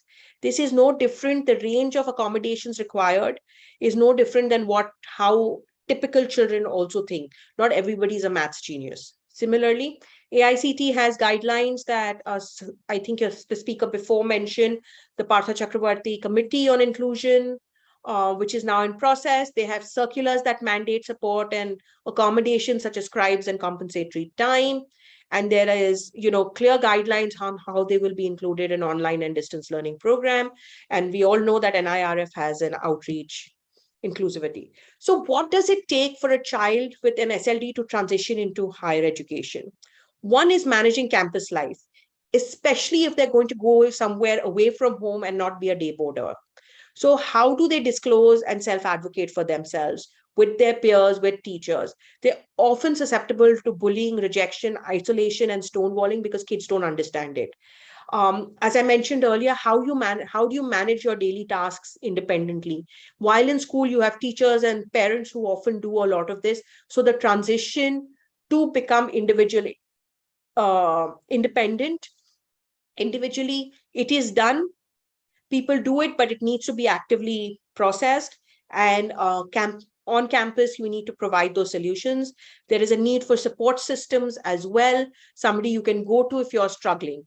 Academic life, coping with the classroom. Suddenly you're in an open space. You have to decide your classes. You need to figure out where the class is going to head, which professor, note kaun dega, syllabus kya hai. you're out of the structured environment. It's hard enough for a typical kid. Imagine somebody who's struggling with basics of processing. Then managing the academic task, planning, timely submission of exams. There's no diary to write down, no principal, no class teacher who will follow up, no systems where it's uploaded. You've got to figure this out yourself.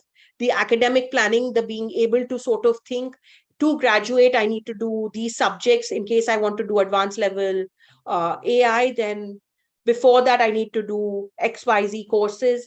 Just figuring all of that out logically. While they may understand it, just how to plan it from a time perspective may be difficult, and then balancing academic and college pressures. This is this multitasking bit. And then all of these struggles lead to often low self-esteem and depression, being overwhelmed about managing this new environment. And then, peer pressure, very, very high levels of anxiety and overstimulation. They can actually not, often not be able to sort of work. So here's Kate Purawala, who talks about the experience of one student of hers.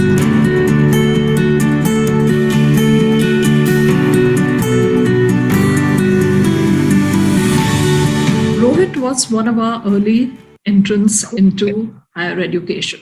Yes, significant difficulties with reading and writing. The admissions committee at the college was worried whether he would be able to manage the multiple flight of stairs to his classroom. But in reality, he actually found it difficult to navigate new schedules, new systems, keeping up with his lectures, getting to his classroom on time, finding his classroom, making new friends. The list was endless. The first day he went to college, he went to the library to get his library cards, and he was pulled up for his illegible handwriting with the comment, "This is what happens when we have to fulfill quotas in admission." Not surprisingly, Rohit struggled through the first term. He was quite miserable. He spent as little time as possible at college, and it was only regular, intensive counseling that kept him on track. His exams came along, the first term exams, and he had discovered that he'd been given extra time to finish his papers, but the seat in the hall had to be vacated because the next exam was scheduled immediately after. And he was describing this to his counselor. He says, I felt like a worm. Everybody was standing in the corridor and discussing what to do with me. The principal came along and asked what was going on. And he took a different view. He pulled up the staff for not having made adequate arrangements.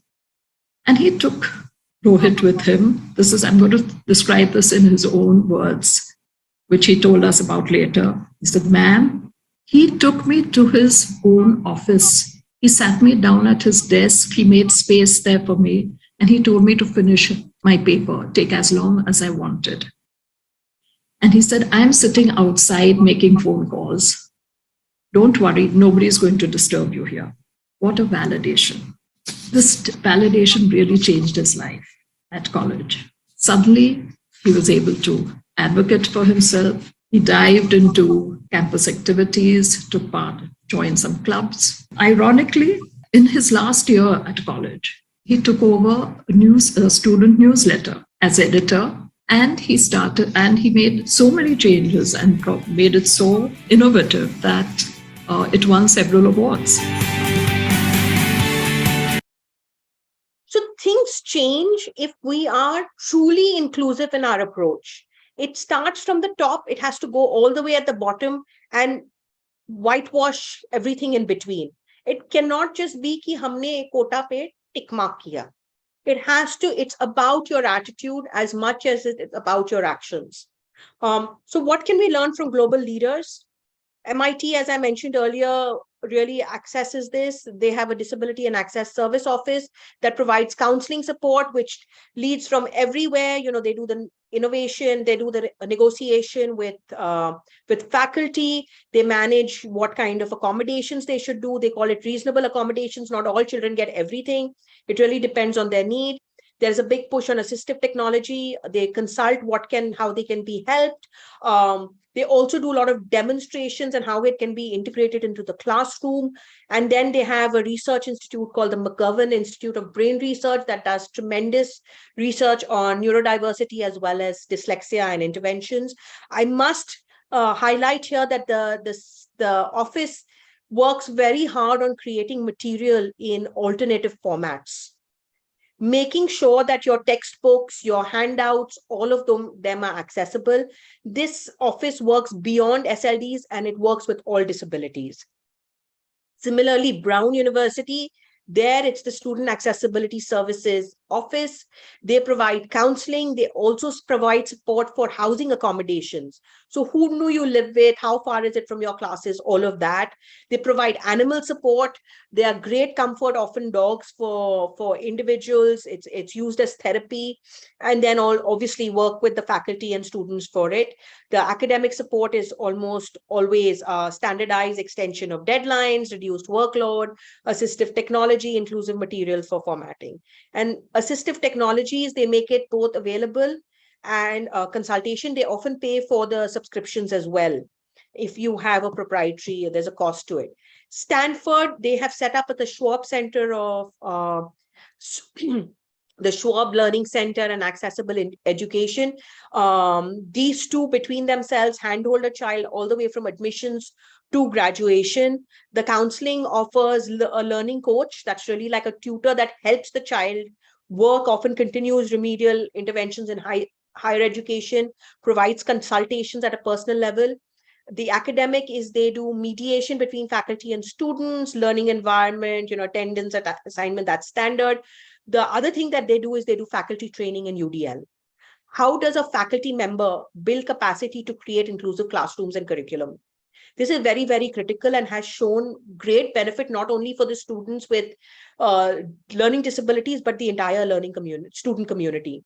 Assistive technologies, here they have something called the assignment calculator, which is unique to them, that lets a student, helps the student plan their workload. They can put in their deadlines up front, so the calculator will tell them if you have a working paper due in, say, March 1st, when should you start preparing? What are the steps you should be taking, and really end to end. This is a beautiful tool which really helps cope.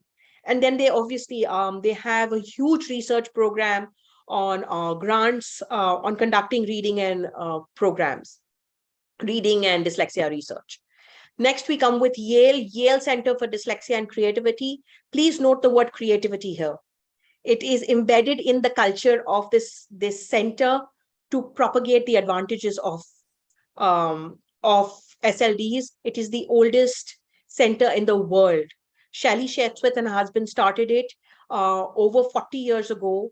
I want to say 50, Rina, you can correct me if I'm wrong, but they are the gods in the system. They've done research, longitudinal studies that have tracked individuals for over 35 years and actually seen areas of success. In assistive technologies, they have something called the Shaywitz Dyslexia Screener, which helps individuals who may be in, especially adults who may be showing symptoms but were never formally diagnosed. So at least as in, university students, they can get the support. They do a lot of consulting, academic support. They really work hard on curriculum adjustments. For example, waiver of foreign languages, for these students, classroom lecture recording, availability of tutors. And what's interesting about this center, which others don't do, is they have a very strong reach into the community, where they work very closely with parents and students from a very young age, building their capacity, supporting it, doing that advocacy at a larger scale to ensure that students are ready to come into the system. So here's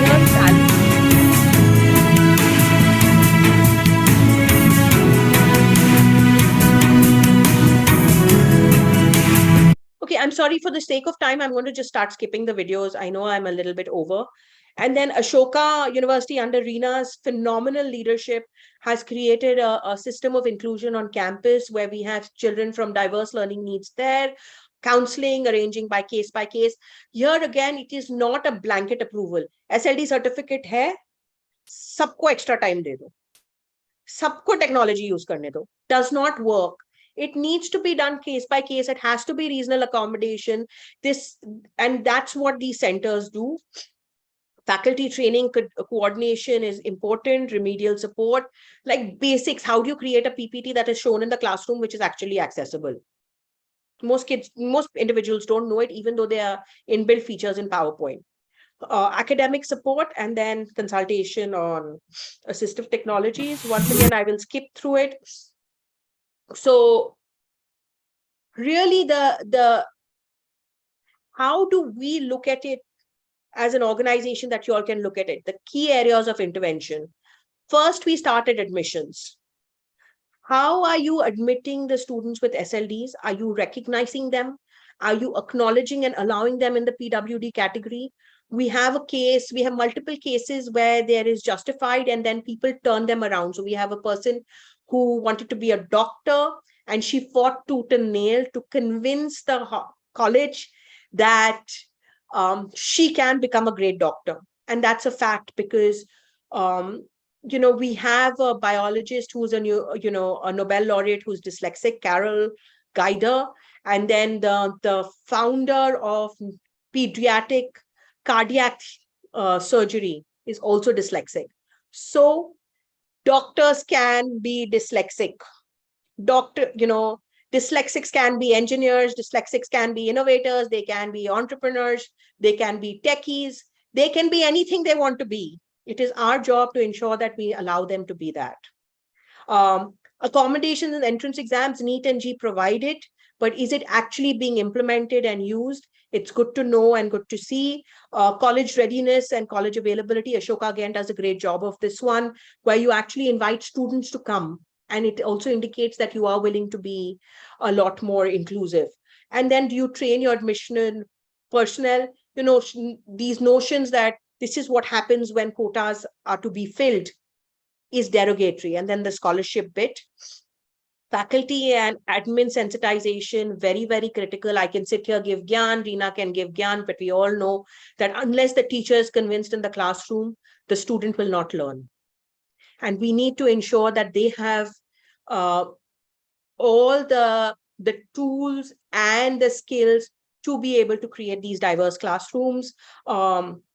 Universal design learning is a great way to continue that. Classroom support, this is the easiest bit. It's just a circular to allow it to happen.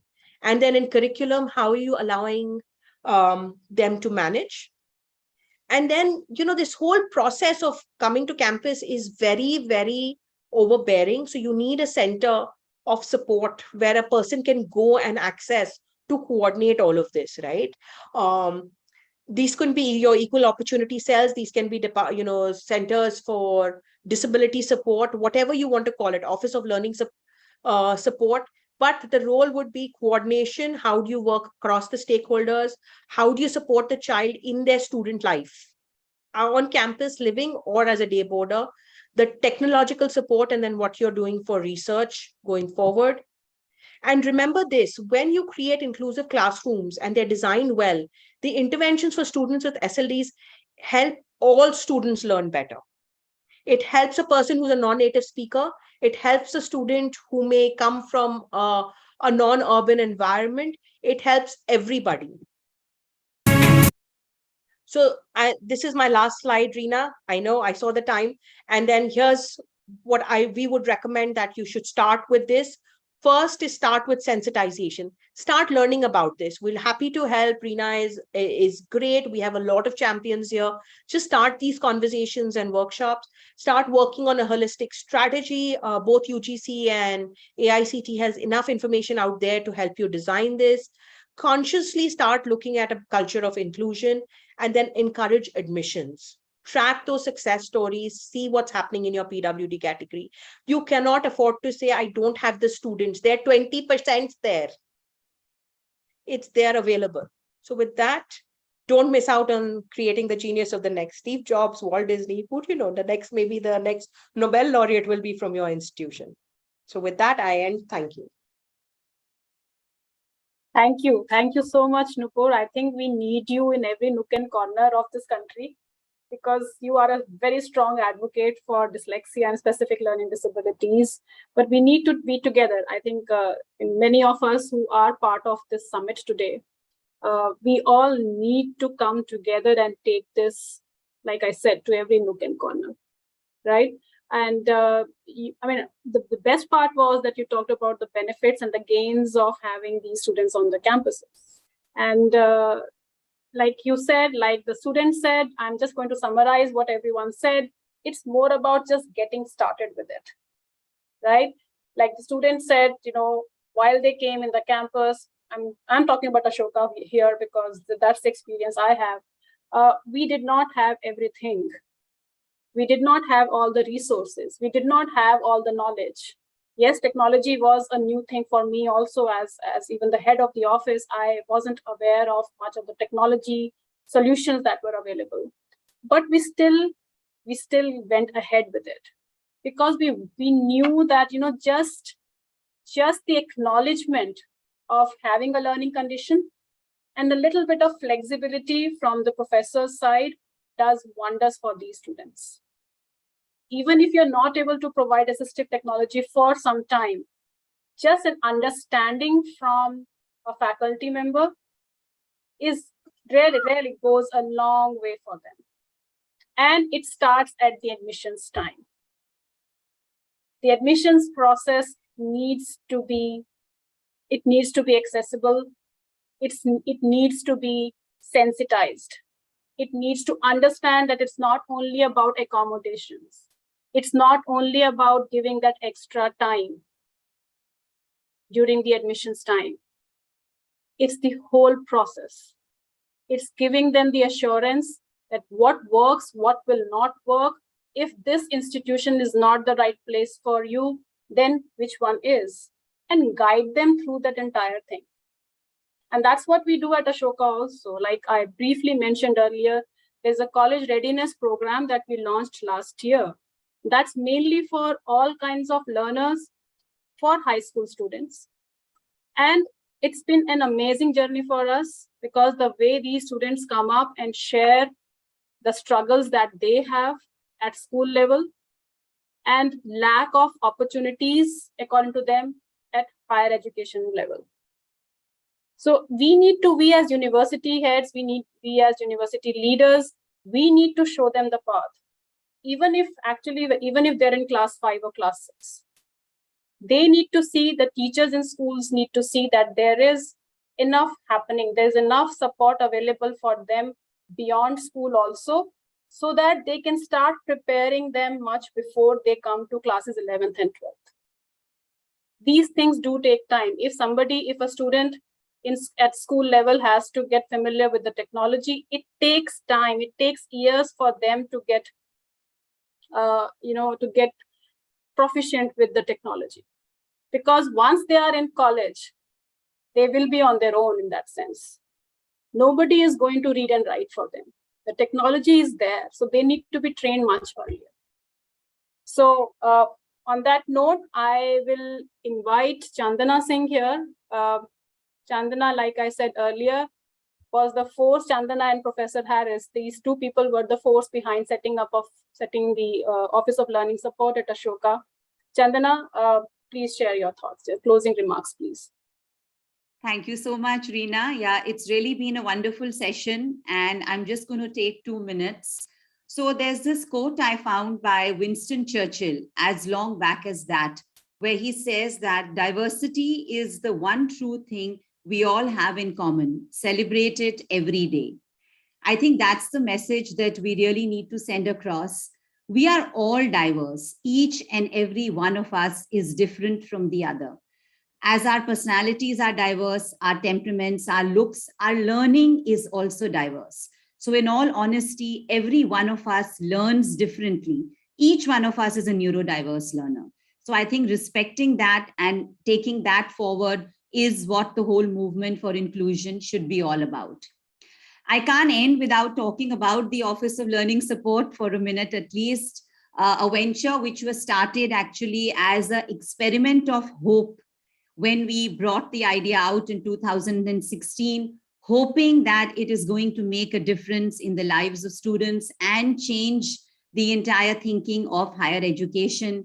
And I'm actually very happy and proud to say that I think it has done that and more. Today, it is supporting students not only with learning disabilities, but students across various learning requirements. And my appeal here actually to this August audience is thank you so much for all of you variously placed in your institutions to have taken the time out to be a part of this session today. But we need to work together. We need to make this a movement. The journey has its challenges, yes, but it is not impossible to do. So let's all of us, make this change, work together, and include our students with various learning difficulties wholesomely into our education institutions and give them a chance for a future that they so desire. And in all honesty, it is the entire pool that gains with this kind of inclusion, because inclusion actually benefits not just those who get included, but the entire pool. And on that, I'm going to end by this quote with the CEO of Google, Mr. Sundar Pichai, who says that a diverse mix of voices leads to better discussions, decisions, and outcomes for everyone. And that really is the reality. It uplifts the pool of society, the nation, the country, and everyone. Thank you so much. And I think inclusion and moving ahead is the only way forward. Thank you. Thank you, Chandana, and thank you everyone for being here. This summit, the discussions may end here today, but we together, we definitely can collaborate. We can connect after the summit. We can write to each other and see how we can take this forward together. This is not only one university or one college to take it forward. Like we know, the government is doing its role now. We have resources. It's just we need to find the right people to get started with it, right? So thank you so much, everyone, and we hope to